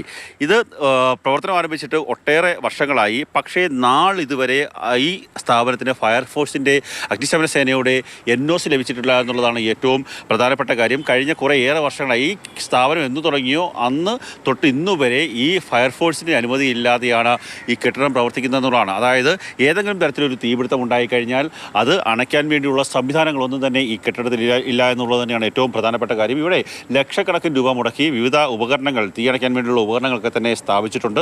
ആ ദൃശ്യങ്ങളിൽ നിന്ന് കാണാൻ സാധിക്കും. ഇത് വർഷങ്ങൾക്ക് മുമ്പ് സ്ഥാപിച്ചതാണ്. പക്ഷേ അവയെല്ലാം പൂർണ്ണമായും തുരുമ്പെടുത്ത് നശിച്ചിരിക്കുന്നു. ഇത് ഒരു തവണ പോലും ഈ ഒരു ഉപകരണങ്ങൾ, ഇത് വെള്ളം പമ്പ് ചെയ്യാൻ വേണ്ടിയുള്ള പൈപ്പാണ്, ഓസാണ്, അത് പുറത്തേക്ക് ഇറക്കാൻ പോലും സാധിച്ചിട്ടില്ല. ഒരു തവണ പോലും പുറത്തേക്ക് ഇറക്കിയിട്ടില്ല. വർഷങ്ങൾക്ക് മുമ്പ് സ്ഥാപിച്ചതാണ്. ഇതൊക്കെ തന്നെ വർഷങ്ങൾക്ക് മുമ്പ് സ്ഥാപിച്ചതാണ്. ഈ പെയിൻ്റൊക്കെ തുരുമ്പെടുത്ത്, പെയിൻറ്റ് പൂർണ്ണമായും ഒഴിവായി പല സ്ഥലങ്ങളിലും തുരുമ്പെടുത്ത് നശിച്ചിരിക്കുന്ന ഒരു അവസ്ഥയാണ്. കാര്യം നമ്മൾ എടുത്തു പറയേണ്ടത്, നേരത്തെ സൂചിപ്പിച്ചതുപോലെ ദിവസവും ആയിരക്കണക്കിന് രോഗികൾ വരുന്ന ഒരു ആശുപത്രിയാണ്. ഏതെങ്കിലും തരത്തിലൊരു തീപിടുത്തം ഉണ്ടായിക്കഴിഞ്ഞാൽ എങ്ങനെ ആ ജനങ്ങളെ രക്ഷിക്കും, രോഗികളെ രക്ഷിക്കും? കാലുവയ്യാത്തതുണ്ടാവാം, കൈവയ്യാത്തുള്ളതാണ് ഒരു തീപിടുത്തം ഉണ്ടായിക്കഴിഞ്ഞാൽ. NOC എന്ന് പറയുന്നത് ഒരു കെട്ടിടത്തിൽ തീപിടുത്തം ഉണ്ടായി, വലിയ കെട്ടിടം ഉണ്ടായിക്കഴിഞ്ഞാൽ അതിന് ഫയർ NOC അത്യാവശ്യമാണ്. ഫയർ NOC എന്ന് പറഞ്ഞു കഴിഞ്ഞാൽ ഒരു കെട്ടിടത്തിൽ ഏതെങ്കിലും തരത്തിലൊരു തീപിടുത്തം ഉണ്ടായാൽ അഗ്നിശമന സേനാ വിഭാഗം എത്തുന്നതിന് മുമ്പ് തന്നെ തീ അണയ്ക്കാനുള്ള സംവിധാനം ഒരുക്കുക എന്നുള്ളതാണ് ഫയർ NOC കൊണ്ട് ഉദ്ദേശിക്കുന്നത്. ആ NOC എടുക്കാൻ വേണ്ടിയുള്ളൊരു യാതൊരു തരത്തിലുള്ള നടപടിയും ഇവിടുത്തെ അധികാരികളുടെ ഭാഗത്തു നിന്ന് ഉണ്ടായിട്ടില്ല. വർഷങ്ങളായി പലതവണ ഇപ്പോൾ ഫയർഫോഴ്സ് ഉദ്യോഗസ്ഥർക്ക് അപേക്ഷ നൽകുന്നുണ്ട്. പക്ഷേ ആ അപേക്ഷ നൽകുന്നതല്ലാതെ വിശദമായിട്ടുള്ള ഒരു, അവർ പറയുന്ന മാനദണ്ഡങ്ങൾ പാലിച്ചിട്ടുള്ള ഒരു ഉപകരണങ്ങളൊന്നും തന്നെ സ്ഥാപിക്കുന്നില്ല. കുറേ ലക്ഷക്കണക്കിന് രൂപ മുടക്കി ഞാൻ നേരത്തെ സൂചിപ്പിച്ചതുപോലെയുള്ള ചില ഉപകരണങ്ങൾ ഇവിടെ സ്ഥാപിച്ചിട്ടുണ്ട്. അല്ലാതെ ഒരു അപകടം ഉണ്ടായിക്കഴിഞ്ഞാൽ പെട്ടെന്ന് ഫയർ എക്സിറ്റ്, അതുപോലെയുള്ള ഒരു സ്ഥലത്ത് നിന്ന് ഒരു പ്രധാനപ്പെട്ട വാതിലടക്കമുള്ള കാര്യങ്ങളൊക്കെ തന്നെ വേണം. പുതിയ കെട്ടിടമാണ് ആയിട്ട് പോലും അതിനുവേണ്ടിയുള്ളൊരു ക്രമീകരണങ്ങളൊന്നും തന്നെ ഈ ആശുപത്രിയിൽ സ്ഥാപിച്ചിട്ടില്ല. നമ്മൾ കോട്ടയത്തെ ഒരു വലിയ ദുരന്തം നമ്മൾ കഴിഞ്ഞ ദിവസം കണ്ടതാണ്. ഒരു തീപിടുത്തം ഉണ്ടായിക്കഴിഞ്ഞാൽ അവിടെ നിന്ന് ഇറങ്ങി രക്ഷപ്പെടാൻ വേണ്ടിയുള്ളൊരു മാർഗ്ഗവും ഈ കെട്ടിടത്തിലില്ല എന്നുള്ളതാണ്, ഈ ആശുപത്രിയിലില്ല എന്നുള്ളത് തന്നെയാണ്. ഒരു ചെറിയ അപ്പാർട്ട്മെൻറ്റിന് മാത്രമാണ് നിലവിൽ ഇത്രയും വലിയ, ഏതാണ്ടൊരു ഏക്കർ കണക്കിന് ഭൂമിയുണ്ട്, ഒട്ടേറെ വലിയ കെട്ടിടങ്ങളുണ്ട്. അതിൽ ഒരു ചെറിയ അപ്പാർട്ട്മെൻറ്റ് മാത്രമാണ് ഫയർ NOC ആകെ ഉള്ളത്. ബാക്കിയുള്ള ഒരു ആശുപത്രിക്കുമില്ല. അതുപോലെ തന്നെ കുട്ടികൾ താമസിക്കുന്ന സ്ഥലത്തില്ല, മെഡിക്കൽ കോളേജിലില്ല. അങ്ങനെയുള്ള സംവിധാനങ്ങൾക്കൊന്നും തന്നെ ഫയർ NOC ഇല്ലാത്ത ഒരവസ്ഥ തന്നെയാണ് നിലവിലുള്ളത്. ഇത് പരിഹരിക്കാൻ വേണ്ടി ഒരു നടപടി എടുക്കണം എന്നുള്ളതാണ് രോഗികളടക്കമുള്ള ആൾക്കാരുടെ ആവശ്യം. ഇതുമായി ബന്ധപ്പെട്ട് ഈ ആശുപത്രി അധികാരികളോട് നമ്മൾ സംസാരിച്ചിരുന്നു. അപ്പോൾ അവർ പറയുന്നത് ഫയർ NOCക്ക് വേണ്ടിയുള്ള അപേക്ഷ ഞങ്ങൾ കൊടുത്തിട്ടുണ്ട് എന്നുള്ളതാണ്. ക്യാമറമാൻ ഷാനവാസ് പരിദിനൊപ്പം കണ്ണൻ നായർ, മാതൃഭൂമി ന്യൂസ്, കൊല്ലം. ഉള്ളിലേക്ക് ആഴത്തിൽ ഇറങ്ങുമ്പോഴാണ് പലതും നമ്മൾക്ക് തിരിച്ചറിയാൻ കഴിയുന്നത്. അതിഥികൾ ദയവായി തുടരുക. കണ്ണൻ നായർ വീണ്ടും ചേരുന്നുണ്ട്. കണ്ണൻ, ഇപ്പോൾ തീ കൊണ്ടുള്ള കളി പാരിപ്പള്ളി മെഡിക്കൽ കോളേജിലും ഉണ്ട്, തിരുവനന്തപുരത്ത് മാത്രമല്ല. അപ്പോൾ ഇത്രയും നാളെ, എത്രയോ വർഷങ്ങളായി ഇതിൻ്റെ പ്രവർത്തനം നടന്നുകൊണ്ടിരിക്കുന്നു, അല്ലെങ്കിൽ പ്രവർത്തിച്ചുകൊണ്ടിരിക്കുന്ന ഒരു ആശുപത്രിയാണ്. ആ മലയോര മേഖലകളിലൊക്കെ ഉള്ള, അല്ലെങ്കിൽ ആ ഗ്രാമപ്രദേശങ്ങളിലൊക്കെ ഉള്ള ആളുകൾക്കൊക്കെ ഒരു പെട്ടെന്ന് എത്താൻ കഴിയുന്ന ഒരു തിരുവനന്തപുരം മെഡിക്കൽ കോളേജിന് അപ്പുറത്തേക്ക് അവിടേക്ക് വരുന്നതിന് മുൻപ് ആശ്രയമായ ഒരു കേന്ദ്രമാണ്. എന്തുകൊണ്ടാണ് ഈ ഒരു പിഴവ് സംഭവിച്ചത്? എന്തുകൊണ്ടാണ് ഇതിനെ ലാഘവത്തോടുകൂടി കൈകാര്യം ചെയ്യുന്നത്? പ്രതീക്ഷ, ഫയർ NOC ലഭിക്കണമെങ്കിൽ കൃത്യമായ കേന്ദ്ര മാനദണ്ഡങ്ങൾ പാലിക്കണം. ആ കേന്ദ്ര മാനദണ്ഡങ്ങൾ പാലിക്കാൻ അവിടുത്തെ ആശുപത്രി അധികാരികൾ തയ്യാറായിട്ടില്ല. അതുതന്നെയാണ് മൂല കാരണം. അതുകൊണ്ട് തന്നെയാണ് ഫയർ NOC ലഭിക്കാത്തത്. ഇവിടുത്തെ ഫയർഫോഴ്സ് ഉദ്യോഗസ്ഥരോടൊക്കെ തന്നെ നമ്മൾ ഇന്നലെയും ഇന്നുമൊക്കെ എത്തിയായി സംസാരിച്ചിരുന്നു. അപ്പോൾ അവരൊക്കെ തന്നെ പറയുന്നത് ഇവർ അപേക്ഷ നൽകും, പക്ഷേ ഫയർഫോഴ്സ് ഉദ്യോഗസ്ഥർ അവിടെ പരിശോധിക്കാൻ എത്തുമ്പോൾ കൃത്യമായ ഒരു മാനദണ്ഡം പാലിച്ചായിരിക്കില്ല അവിടെ കാര്യങ്ങൾ നടപ്പാക്കിയിട്ടുള്ളത്. അവിടെ വെള്ളം പമ്പ് ചെയ്യാനുള്ള ഈ പൈപ്പ് അടക്കമുള്ള കാര്യങ്ങളൊക്കെ തന്നെ സ്ഥാപിച്ചിട്ടുണ്ട്. കുറേ നിർമ്മാണ പ്രവർത്തനങ്ങൾ നടത്തിയിട്ടുണ്ട്. അതുകൊണ്ട് ആർക്ക് എന്ത് പ്രയോജനം എന്നുള്ള ചോദ്യമാണ് ജനങ്ങൾ ഉന്നയിക്കുന്നത്, രോഗികൾ ഉന്നയിക്കുന്നത്. ഇത് ഒരു വലിയ ആശുപത്രിയാണ്. ദിവസവും ആയിരക്കണക്കിന് ആൾക്കാർ എത്തുന്നത്. നേരത്തെ പ്രതീക്ഷ സൂചിപ്പിച്ചതുപോലെ മലയോര മേഖലയിൽ നിന്ന്, ആര്യങ്കാവ് അടക്കമുള്ള പ്രദേശങ്ങളിൽ നിന്ന് പോലും ഒട്ടേറെ ആൾക്കാർ എത്തുന്ന ഒരു ആശുപത്രിയാണ്. രാവിലെ 5:30 വേണം അവർ ആശുപത്രിയിൽ എത്താൻ. ആശുപത്രിയിലെത്തി ഡോക്ടറെ കണ്ടു കഴിയുമ്പോഴത്തേക്ക് അതിൻ്റെ ഒരു 11 മണിയാകും. പിന്നീട് മരുന്നിന് വേണ്ടിയുള്ളൊരു കാത്തുനിൽപ്പാണ്. ഇന്നലെ അവിടേക്ക് എത്തിയ സമയത്ത് അവിടുത്തെ ഈ കാലൊടിഞ്ഞ ഒരു രോഗി ഒരു വീൽ ചെയറിന് വേണ്ടി ബുദ്ധിമുട്ടുന്നൊരവസ്ഥയൊക്കെ നമ്മൾ നേരിട്ട് കണ്ടതാണ്. എന്തായാലും ഈ ഫയർ NOC ലഭിക്കാത്ത പ്രധാനപ്പെട്ട കാരണം എന്നുള്ളത് ഈ ആശുപത്രി അധികാരികളുടെ അനാസ്ഥ തന്നെയാണ്, നിർമ്മാണത്തിലെ പിഴവ് തന്നെയാണ്. അവിടെ ഒരു ചെറിയ അപ്പാർട്ട്മെൻറ്റ് ഉണ്ട്. ആ അപ്പാർട്ട്മെൻറ്റിന് മാത്രമാണ് ഇപ്പോൾ ഫയർ NOC ഉള്ളത്. ബാക്കിയുള്ള സ്ഥാപനങ്ങൾക്കൊന്നും, അതായത് ഏതെങ്കിലും ഒരു തീപിടുത്തം ഉണ്ടായിക്കഴിഞ്ഞാൽ ഇങ്ങനെയുള്ള കിടപ്പ് രോഗികൾക്കൊക്കെ തന്നെ അവിടെ നിന്ന് അവർക്ക് ജീവഹാനി ഉണ്ടാകുന്ന ഒരവസ്ഥയിലേക്ക് കാര്യങ്ങൾ പോകുന്നുള്ള കാര്യത്തിൽ അത് പറയുന്നത് ഒരു വളരെ ബുദ്ധിമുട്ടുള്ള കാര്യമാണെങ്കിൽ പോലും പറയാതിരിക്കാൻ നിർവാഹമില്ലാത്ത അവസ്ഥയാണ്. കാര്യം അത്രത്തോളം ഒരു തരത്തിലുള്ള ഒരു ആർജവും കാണിക്കാത്ത രീതിയിലുള്ള ഒരു പ്രവൃത്തിയാണ് ഇപ്പോൾ ആശുപത്രി അധികാരികളുടെ ഭാഗത്ത് ഉണ്ടാകുന്നത്. നമ്മൾ ഈ എല്ലാ പ്രവർത്തനങ്ങളെയും കുറ്റപ്പെടുത്തുകയാണെന്ന് കരുതരുത്. കാര്യം പലപ്പോഴും ഇത്തരത്തിലുള്ള കാര്യങ്ങൾ നമ്മൾ ചെറിയ കാര്യങ്ങൾ പോലും ചൂണ്ടിക്കാണിക്കും. ഇപ്പോൾ ഏതെങ്കിലും തരത്തിലൊരു അപകടം ഉണ്ടായിക്കഴിഞ്ഞാൽ പിന്നീട് പറഞ്ഞിട്ട് കാര്യമില്ല. അടിയന്തരമായി ഈ പ്രശ്നങ്ങളൊക്കെ തന്നെ പരിഹരിക്കുക എന്നുള്ളതാണ് ഇതിൽ ഏറ്റവും പ്രധാനപ്പെട്ട ആദ്യം ചെയ്യേണ്ട കാര്യങ്ങൾ അവസാനം ചെയ്യുന്നു എന്നുള്ളതാണ് ഇവിടുത്തെ പ്രത്യേകത. കാരണം ഫയർ NOC ഇല്ലാതെ പാരിപ്പള്ളി മെഡിക്കൽ കോളേജ് ഇടവേളയെടുത്ത ശേഷം അതിവേഗം തിരികെ എത്തും. ഓരോ സർക്കാർ ആശുപത്രിയിലെയും പ്രധാനപ്പെട്ട ആശുപത്രിയിലെ പോരായ്മകളാണ് നമ്മൾ പരിശോധിച്ചുകൊണ്ടിരിക്കുന്നത്. നേരത്തെ പാരിപ്പള്ളി മെഡിക്കൽ കോളേജിലെ അവിടുത്തെ ന്യൂനതകൾ നമ്മൾ കണ്ടു, ആ റിപ്പോർട്ടായി നമ്മൾ കണ്ടു. അവിടെ നിന്നുള്ള അരുൺ, കോൺഗ്രസ് നേതാവ്, നമ്മോടൊപ്പം ചേരും. അതിനു മുമ്പ് ഡോക്ടർ SS ലാല്, നോക്കൂ, ഇതൊരു സർക്കാർ നമ്മൾ നൽകിയ റിപ്പോർട്ട് പ്രകാരമാണെങ്കിൽ ഈ ഫയർ NOC എന്ന വളരെ പ്രധാനപ്പെട്ടതാണ്. അത് പ്രധാനപ്പെട്ടത് എന്ന് പറയുമ്പോഴാണ് മറ്റെല്ലായിടത്തും ഇത് നിർബന്ധമാണ്. ഈ ഫയർ NOC ഇല്ലെങ്കിൽ ഒരു സ്ഥാപനം പോലും നമുക്ക് തുടങ്ങാൻ കഴിയില്ല. അവിടെയാണ് ഇതൊക്കെ പുല്ലുവില കൽപ്പിച്ചുകൊണ്ട് ഈ മെഡിക്കൽ കോളേജ് സംവിധാനങ്ങളൊക്കെ പ്രവർത്തിക്കുന്നത്. അത് ഈ പറയുന്ന LDF സർക്കാരിൻ്റെ കാലത്ത് മാത്രമല്ല, അവരെ കുറ്റം പറഞ്ഞിട്ട് മാത്രമല്ല കാര്യം, ഈ പറയുന്ന UDF സർക്കാരിൻ്റെ കാലത്തു നിന്നൊക്കെ തുടങ്ങി വന്ന അന്നൊക്കെ ഉണ്ടായിട്ടുള്ള ആരോഗ്യ രംഗത്ത് ആശുപത്രികളെ ചുമതല വഹിച്ചിരുന്ന ആളുകൾക്കും സർക്കാരിനും എല്ലാം ആ വകുപ്പുകളൊക്കെ തന്നെ ഇതിൻ്റെ ഉത്തരവാദിത്തമുണ്ട്. പക്ഷേ ഈ LDF സർക്കാർ 9 വർഷം ഇത് ഭരിച്ചിട്ടും അത് ചെയ്തില്ല. ഇതൊരു ന്യൂനതയെ കണ്ടില്ല എന്നതാണ് നമ്മൾ എടുത്തു പറയേണ്ട പ്രധാനപ്പെട്ട കാര്യം. അപ്പോൾ വരുന്നെങ്കിൽ വരട്ടെ, അപകടം വരുമ്പോൾ നമുക്ക് ചെയ്യാം എന്നാണോ? അങ്ങനെ ഒരു മനോഭാവം പാടില്ലല്ലോ ശ്രീലാൽ. അതാണ് നമ്മളിപ്പോൾ ഒരു മന്ത്രിയോ ഒരു സർക്കാരിനെ മാത്രമെല്ലാം കുറ്റവിചാരണ നടത്തുകയല്ല. പക്ഷേ വേറെ കാര്യം ആലോചിക്കണം. കഴിഞ്ഞ 9 വർഷമായിട്ട് ഈ ഗവൺമെൻറ്റുകൾ ഭരിക്കുകയാണ്, ഇടത് ഗവൺമെൻറ് ഭരിക്കുകയാണ്. പിന്നെ മാത്രമേ നേരത്തെ റജി പറഞ്ഞപ്പോഴൊക്കെ അല്ലേ, നമ്മൾ പുതിയ കാര്യങ്ങൾ ഒരുപാട് മാറിയിട്ടുണ്ട്. പുതിയ സൗകര്യങ്ങൾ ഉപയോഗിക്കണം. ഇപ്പം എൻ്റെ മക്കൾക്ക് എന്നോട് ചോദിക്കാൻ, നിങ്ങൾ കൊച്ചിലെ മൊബൈൽ ഫോൺ കണ്ടിട്ടില്ല എന്ന് ചോദിച്ചാൽ അത് ഇല്ലാത്തത് കൊണ്ടാണ്. ഇപ്പം അങ്ങനെ ആധുനിക സൗകര്യങ്ങൾ ഒരുപാടുണ്ട്, അവയർനെസ് ഉണ്ട്, രോഗികൾക്ക് അവബോധമുണ്ട്, ജനങ്ങൾക്ക് അവബോധമുണ്ട്, വിദ്യാഭ്യാസമുണ്ട്. അപ്പോൾ ഈ സാഹചര്യത്തിൽ 25 വർഷം മുമ്പ് അങ്ങനെ ചെയ്തില്ലെന്ന് ചോദിക്കുന്നതിനകത്ത് അർത്ഥമില്ല. ഇപ്പോൾ ഭരിക്കാനാണ് നിങ്ങളെ ഏൽപ്പിച്ചിരിക്കുന്നത്. 9 വർഷമായി. അപ്പോൾ ആ 9 വർഷം എല്ലാ പ്രശ്നവും 9 വർഷം എന്നൊക്കെ പറയുന്നത്. പക്ഷേ അതിന് മുമ്പ് എന്തെങ്കിലും പ്രശ്നം ഉണ്ടെങ്കിൽ അത് റെക്ടിഫൈ ചെയ്യാനായിട്ട്, തിരുത്താനാണല്ലോ ഈ സർക്കാർ. പഴയ സർക്കാരിൻ്റെ കുറ്റം പറയാനായിട്ടാണെങ്കിൽ ഒരു അന്വേഷണ കമ്മീഷൻ വെച്ചാൽ പോരെ. ഇത്രയും പേരെ തിരഞ്ഞെടുത്ത് 10-20 മന്ത്രിമാർക്ക് കാറും ഫീസുമായിട്ട് കൊടുത്ത് ശമ്പളവും കൊടുത്ത് വിടേണ്ട കാര്യമില്ലല്ലേ. അപ്പോൾ അത് ഉത്തരവാദിത്തം ഒഴിഞ്ഞു മാറലാണ്. ഇപ്പോൾ ഉള്ളവരോടെ പറയാൻ പറ്റുള്ളൂ. അതാരായാലും, പ്രത്യേകിച്ച് മെഡിക്കൽ രംഗം രാഷ്ട്രീയ പാർട്ടികൾ നോക്കാതാണ് പലപ്പോഴും റിയാക്ട് ചെയ്യുന്നത്. പിന്നെ ഇപ്പോൾ ഉള്ള പ്രശ്നം പറയാൻ പേടിയാണ്. ഞാൻ ഇന്നിപ്പോൾ തിരുവനന്തപുരം ജനറൽ ആശുപത്രിയിൽ എനിക്ക് ഫോൺ വന്നു. അവിടെ ഇടിഞ്ഞു വീഴാറായ സ്ഥലങ്ങളുണ്ട്. ഡോക്ടർമാർക്കും നഴ്സുമാർക്കും അവിടെ കിടക്കുന്ന രോഗികൾക്കും ഭയമുണ്ട്. പാലയിൽ ആശുപത്രി പ്രശ്നം. അപ്പൊ ഞാൻ പറഞ്ഞത് ഞങ്ങളൊരു പ്രത്യേക റിപ്പോർട്ടായി ശ്രീ SS ലാല് 4-5 മാസം മുൻപ് നൽകിയതാണ്. ഒരു തീപിടുത്തം ഉണ്ടായിക്കഴിഞ്ഞാൽ അവിടേക്കും ഈ ഫയർഫോഴ്സ് യൂണിറ്റുകൾ പുറത്ത് വന്ന് അവർക്കും അങ്ങനെ മാനത്തോട്ട് നോക്കി നിൽക്കേണ്ട അവസ്ഥയാണ്. അവിടുത്തെ ആ കൺസ്ട്രക്ഷന്റെ പ്രത്യേകത അങ്ങനെയാണ്. ഈ ജനറൽ ആശുപത്രിയിലെ അത് ഞങ്ങൾ പ്രത്യേക റിപ്പോർട്ടായി 6 മാസം മുമ്പ് നമ്മുടെ പ്രത്യേക ക്യാമ്പയിനുകളായി നടത്തിയ ഒരു റിപ്പോർട്ടായിരുന്നു. പക്ഷെ ഒന്നും അനങ്ങിയിട്ട് പോലുമില്ല അവിടെ. കഷ്ടമാണത്. ഞാൻ പറഞ്ഞത് ഇതിന് അക്കൗണ്ടബിലിറ്റി എന്നൊരു വിഷയമുണ്ട്. ഇപ്പോൾ എല്ലാ ആശുപത്രിയും പോയി മന്ത്രി ശരിയാക്കണം എന്നല്ല പറയുന്നത്. പക്ഷേ മന്ത്രി മറ്റുള്ളവരെ അക്കൗണ്ടബിൾ ആക്കണം. കഴിഞ്ഞ കുറേ വർഷങ്ങളായിട്ട്, അത് ശൈലജ ടീച്ചർ സമയത്ത് തുടങ്ങിയതാണ്, ഈ മന്ത്രിമാർ ഈ വകുപ്പ് ഏറ്റെടുക്കാൻ തുടങ്ങി. അതങ്ങനെ പറ്റില്ല. ഇപ്പോൾ ഒരു സ്ഥലത്ത് ലാത്തി ചാർജ് തീരുമാനിക്കുന്നത് ആഭ്യന്തരമന്ത്രിയാണ്. അല്ലെ, അവിടെ പോവുമോ? സ്പോട്ടിൽ പോകാം, പോയി നേതൃത്വം കൊടുക്കാം. അവർ ചെല്ലുമ്പോൾ എല്ലാവർക്കും ഒരു ഊർജ്ജം വരും, ഏത് മന്ത്രിയായാലും. പക്ഷേ കാര്യങ്ങൾ തീരുമാനിക്കുന്ന അവരാകരുത്. അപ്പോൾ അവിടെ ഭരിക്കുന്നവർ അതിന് അക്കൗണ്ടബിൾ ആകണം. ഇത് എല്ലാ കാര്യങ്ങളും, ആരോഗ്യ ഡയറക്ടർക്ക് പണിയില്ലല്ലോ, അഡീഷണൽ ഡയറക്ടർമാർക്ക് പണിയില്ല, പിന്നെ എല്ലാ ആശുപത്രി സൂപ്രണ്ട്. ഇവർക്കൊന്ന് ഇന്നലെ തന്നെ ആലോചിച്ച് നോക്കാം. അപകട സ്ഥലത്ത് എനിക്കറിയാം അവിടുത്തെ പ്രോട്ടോകോൾസ് ഉണ്ട്, പോലീസിൻ്റെ പ്രോട്ടോകോൾ ഉണ്ട്, ഫയർഫോഴ്സിൻ്റെ ഉണ്ട്, ദുരിതകർമ്മസേന അതുപോലത്തെ ഉണ്ട്, മെഡിക്കൽ കോളേജ് ആശുപത്രികൾക്കും സൂപ്രണ്ട് പ്രിൻസിപ്പലിനും ഒക്കെ അറിയാം പ്രോട്ടോകോൾ. പക്ഷേ മന്ത്രിമാർ രണ്ടുപേരും പറയണം അവിടെ കുഴപ്പമില്ല. പിന്നെ ഇവർക്ക് അതിന് മേലൊരു അഭിപ്രായം പറയാൻ പറ്റൂ. CPM ഡോക്ടർ പറഞ്ഞിട്ട് ആളുകൾ വെള്ളം കുടിക്കുകയാണ്. അപ്പൊ ഇത് മാറണം. ഈ ഭരിക്കാന്ന് പറയുന്നത് മാറിയേ പറ്റൂ ഡോക്ടർ SS ലാൽ, മാറിയേ പറ്റുള്ളൂ. അതായത് ഈ നമ്മൾ നേരത്തെ പറഞ്ഞുവല്ലോ, ഈ ഇവിടുത്തെ പാരിപ്പള്ളി മെഡിക്കൽ കോളേജ് ആശുപത്രിയിൽ അവിടെ എത്തുന്ന രോഗികളുടെ പ്രധാനപ്പെട്ട പ്രശ്നങ്ങളാണ് നമ്മൾ റേസ് ചെയ്തുകൊണ്ടിരിക്കുന്നത്. രോഗികൾ മണിക്കൂറുകൾ കാത്തിരുന്നുകൊണ്ടാണ് അവിടെ ചികിത്സ നേടുന്നത്. വീൽ ചെയർ പോലും ഇല്ലാതെ രോഗികൾ ബുദ്ധിമുട്ടുന്ന അവസ്ഥയാണ്. അവിടുത്തെ ചികിത്സയ്ക്കായി എത്തുന്ന പാവപ്പെട്ട രോഗികളുടെ പ്രതികരണങ്ങൾ കൂടി. അതിന് ബീലില്ല, ഇവിടെ ബീലില്ലാതെ അറിയത്തില്ല, നമ്മളറിഞ്ഞില്ലായിരുന്നു. പെട്ടെന്നങ്ങ് കയറിയിരുന്നു, അറിയാൻ വയ്യാതായിപ്പോയി. വെച്ചിലെടുക്കാൻ പോയിട്ട് തിരിച്ചു വന്നപ്പോഴത്തേക്ക് അത് കംപ്ലൈൻ്റ് ആയിപ്പോയി.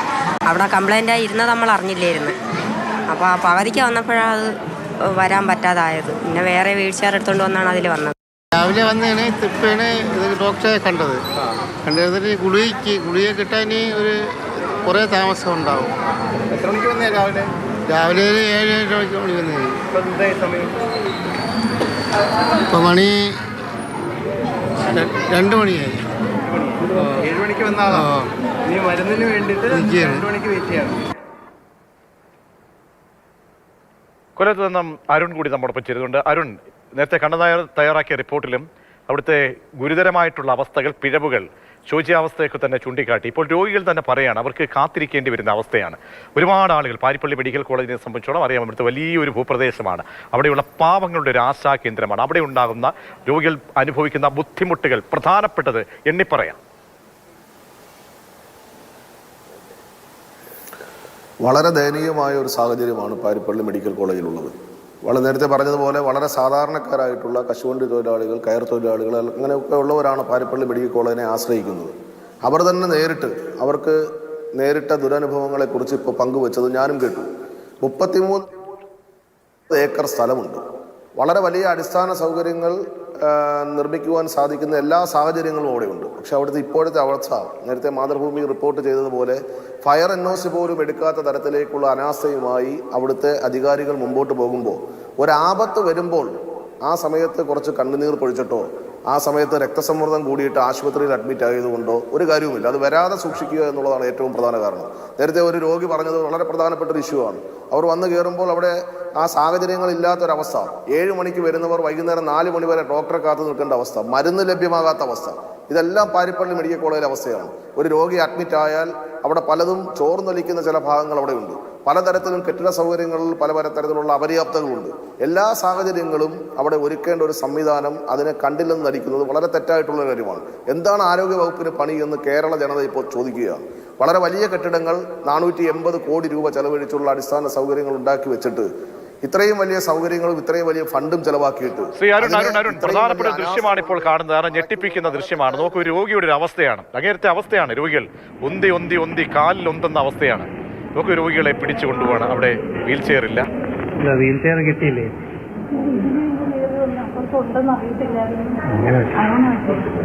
വീൽ ചെയർ ഇല്ല ചേട്ടാ. കൂടെ ആരുമില്ലേ? മരുന്നെടുക്കാൻ വീൽ ചെയർ കിട്ടിയില്ലേ? ഏതാ? നമ്മൾ വന്ന സമയത്ത് ഇല്ലായിരുന്നു. വീൽ ചെയർ ഇല്ലേ?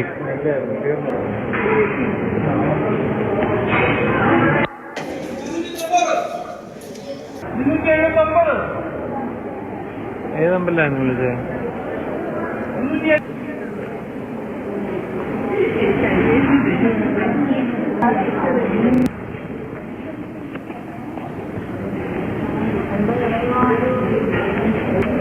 വീൽ ചെയർ കിട്ടിയില്ലേ?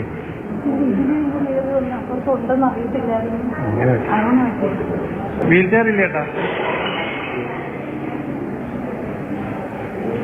കൂടെ ആരുമില്ലേ? മരുന്നെടുക്കാൻ വീൽ ചെയർ കിട്ടിയില്ലേ? ഏതാ? നമ്മൾ വന്ന സമയത്ത് ഇല്ലായിരുന്നു. വീൽ ചെയർ ഇല്ലേ?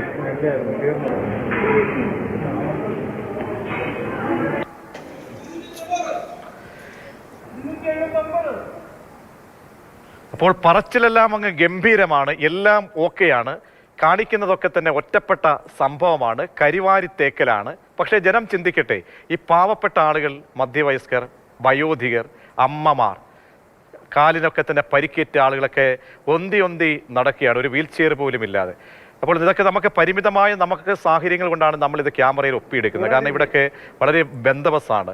ഇവിടെ നിന്നുള്ള ദൃശ്യങ്ങൾ പോലും പുറത്ത് പോകരുത്, അങ്ങനെയുള്ള നിർദ്ദേശമാണ് ഇപ്പോൾ മെഡിക്കൽ കോളേജ് കോട്ടയത്ത് ഈ സംഭവത്തിന് ശേഷം അവിടെയും ക്യാമറകളൊന്നും ഇനി അകത്തേക്ക് കയറാൻ പാടില്ല, അത് കർശന നിർദ്ദേശം നൽകിയിട്ടുണ്ട്. അപ്പോൾ നടക്കുന്നതെല്ലാം ഗംഭീരമാണെങ്കിൽ എല്ലാം സുതാര്യമാണ്, എല്ലാം തുറന്നു കൊടുക്കണം, ഞങ്ങളെല്ലാം സുതാര്യമാണെന്ന് പറയണം. പക്ഷേ ഇതൊക്കെയാണ് അവസ്ഥ. അത് പ്രിയപ്പെട്ട പ്രേക്ഷകരെ ഓർമ്മിപ്പിക്കാൻ വേണ്ടിയാണ്. അധികാരികളുടെ കണ്ണ് തുറക്കുമെങ്കിൽ അവർ ചിന്തിക്കട്ടെ ഇത് ശരിയാണോ എന്ന്. ഡോക്ടർ SS ലാൽ, ഈ പാരിപ്പള്ളി മെഡിക്കൽ കോളേജിലെ കാഴ്ചയാണ് നമ്മൾ കണ്ടത്. നോക്കൂ, ഒന്തി കാലിൽ ഓപ്പറേഷൻ, കാല് പോലും അത് തറയിൽ ഊന്നാൻ പോലും പാടില്ല. ആ നിലയിൽ ഉന്തിക്കഴിഞ്ഞാൽ നീരടിക്കും. ഒരു ഓപ്പറേഷന് ശേഷം നമ്മൾ സ്വീകരിക്കേണ്ടത് നമുക്കറിയാമല്ലോ, ഡോക്ടർക്ക് പറയേണ്ട കാര്യമില്ല.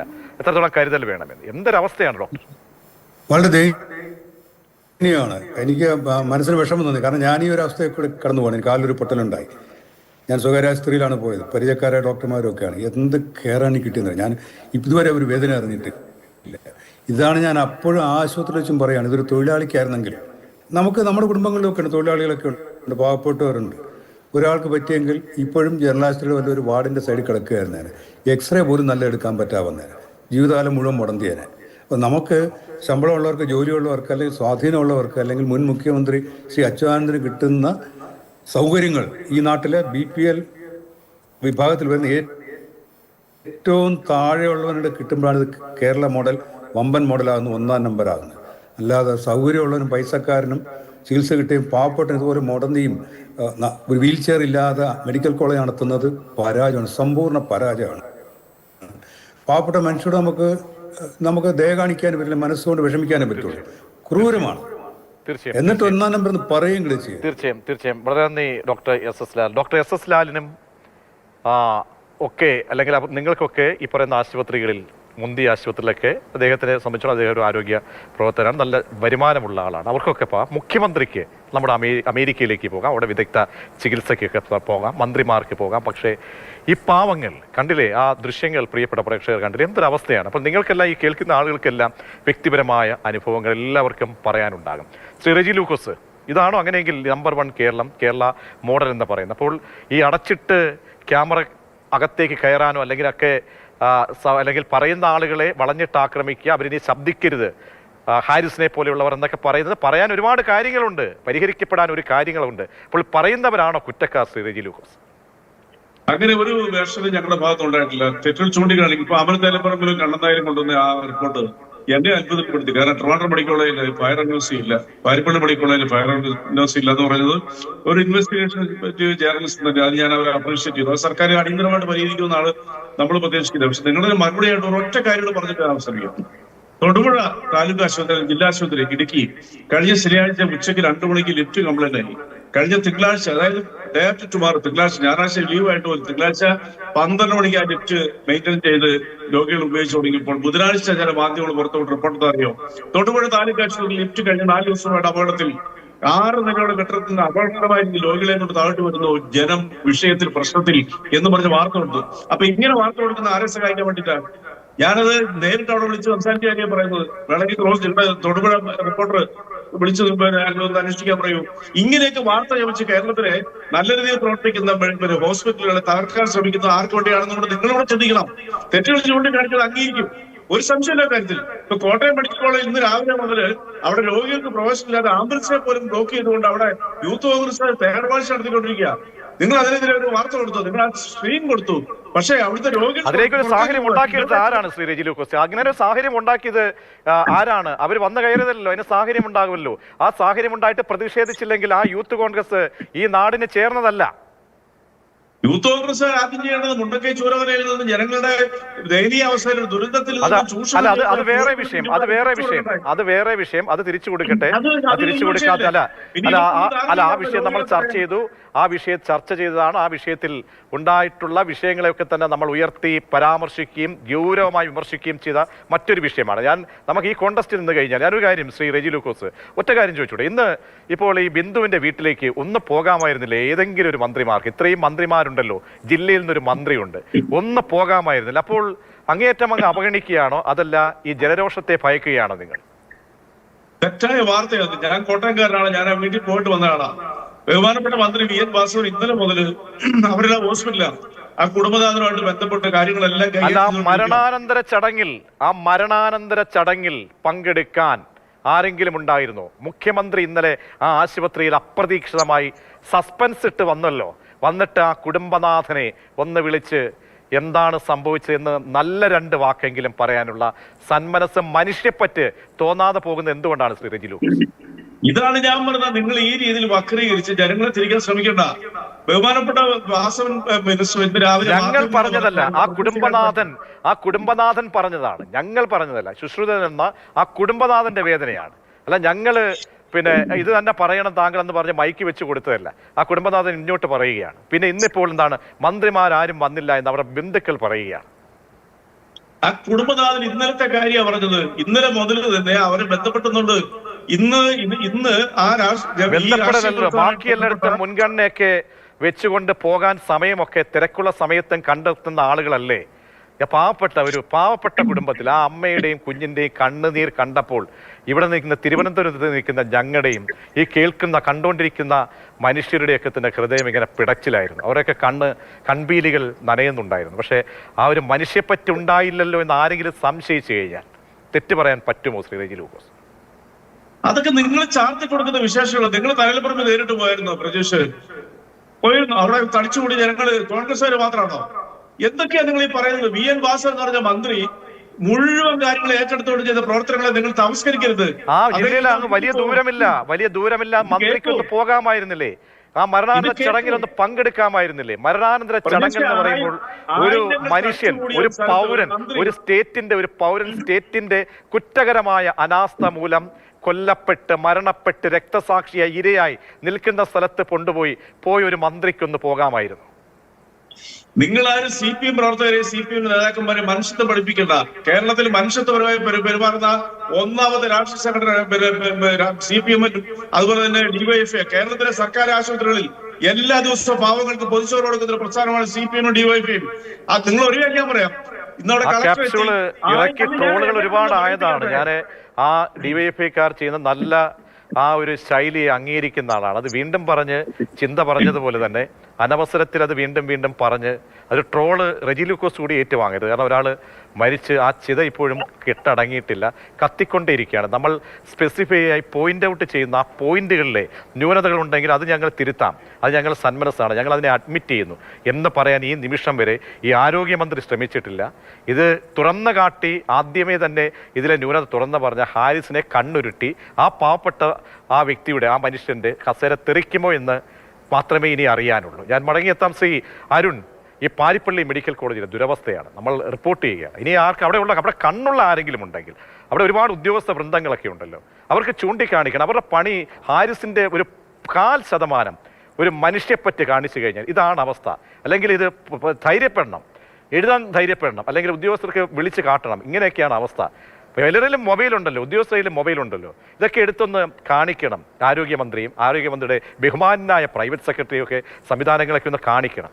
അതെന്തുകൊണ്ടില്ലാതെ പോകുന്നു? അങ്ങേയറ്റത്തെ ഇത് ഒരു ചെറിയൊരു ഭാഗം മാത്രമാണ് ഞങ്ങൾക്ക് പകർത്താൻ സാധിച്ചതാണ് പ്രിയപ്പെട്ട പ്രേക്ഷകരെ നമ്മൾ കാണിക്കുന്നത്. അരുൺ, ഇതിനേക്കാൾ ഗുരുതരമാണ് അവിടുത്തെ അവസ്ഥ. ഈ മാതൃഭൂമി ചാനലിൻ്റെ അന്വേഷണാത്മക മാധ്യമ പ്രവർത്തനത്തിൻ്റെ ഭാഗമായി നിങ്ങൾ കണ്ടെത്തിയ കുറേ കാര്യങ്ങൾ ഇന്ന് ഈ ചർച്ചയുടെ ഭാഗമായി നിങ്ങൾ വെളിയിൽ കൊണ്ടുവന്നു. പക്ഷേ ഇതൊക്കെ എന്തൊക്കെ കൊണ്ടുവന്നാലും, കേരളത്തെ ഞെട്ടിപ്പിക്കുന്ന ഏതൊക്കെ സംഭവം നടന്നാലും, ഇപ്പോൾ നേരത്തെ CPMൻ്റെ ഇടതുപക്ഷത്തിൻ്റെ പ്രതിനിധിയായി സംസാരിച്ച അദ്ദേഹം പറയുന്നത് പോലെയുള്ള നിരവധി ക്യാപ്സൂളുകളുമായി ഒരു ദാരുണമായ സംഭവത്തിൽ വിറങ്ങലിച്ച് നിൽക്കുന്ന ഒരു സമൂഹത്തിൻ്റെ മുമ്പിൽ ഇങ്ങനെയും ന്യായീകരിച്ച് ഒരു സംവിധാനത്തെ സംരക്ഷിക്കാനുള്ള ക്യാപ്സൂളുകളുമായി വരാനുള്ള നൂറുകണക്കിന് പേർ ഈ ഭാഗത്ത്, ഈ ഇടതുപക്ഷത്തിൻ്റെ ഭാഗത്തുള്ളിടത്തോളം കാലം ഒരു ഭരണത്തിന് നേതൃത്വം കൊടുക്കുന്നവർ ഏതൊക്കെ സംഭവം ഉണ്ടായാലും അവർക്ക് പേടിക്കാനില്ലെന്നുള്ള ധാരണയാണ് അവരുടെ മനസ്സിലുള്ളത്. അല്ലെങ്കിൽ ഇവർ നടത്തുന്ന PR വർക്കിന്റെ ഭാഗമായി ചെലവഴിക്കുന്ന തുകയുടെ ഒരംശം കേരളം ആരോഗ്യ മേഖലയിൽ ഒന്നാമതാണ് എന്ന് പറഞ്ഞ് പഠിപ്പിക്കാൻ കേരളത്തിൽ PR വർക്കിന്റെ ഭാഗമായി ചെലവഴിക്കുന്ന തുകയുടെ ഒരംശം ചെലവാക്കിയാൽ അവിടെ വീൽ ചെയർ ഇല്ല എന്ന് പറയുന്ന സൂപ്രണ്ടിനോട് നിങ്ങൾ കാര്യങ്ങൾ ഇത് ബോധ്യപ്പെടുത്താറില്ലേ? പൊതുപ്രവർത്തകർ, രാഷ്ട്രീയ പാർട്ടികൾ എന്ന നിലയിൽ നിങ്ങൾ അരുൺ കേൾക്കാമെങ്കിൽ ഈ വിഷയങ്ങൾ നിങ്ങൾ പൊതുപ്രവർത്തകർക്ക് ഉത്തരവാദിത്തമുണ്ട്. നിങ്ങൾ ഈ വിഷയം കാലാകാലങ്ങളായി ഇങ്ങനെയാണ് അവിടുത്തെ രോഗികളുടെ അവസ്ഥയെങ്കിൽ അവിടെ ആശുപത്രിയിൽ സൂപ്രണ്ട് ഉണ്ടാകില്ലേ? അവിടെ ഒരു മാനേജ്മെന്റ്, ഈ ആശുപത്രി വികസന സമിതി, ഒരു സമിതി ഉണ്ടാകില്ലേ? അപ്പോൾ ഇവരോടൊക്കെ നിങ്ങൾ നിങ്ങളുടെ കർത്തവ്യം നിറവേറ്റാറുണ്ടോ?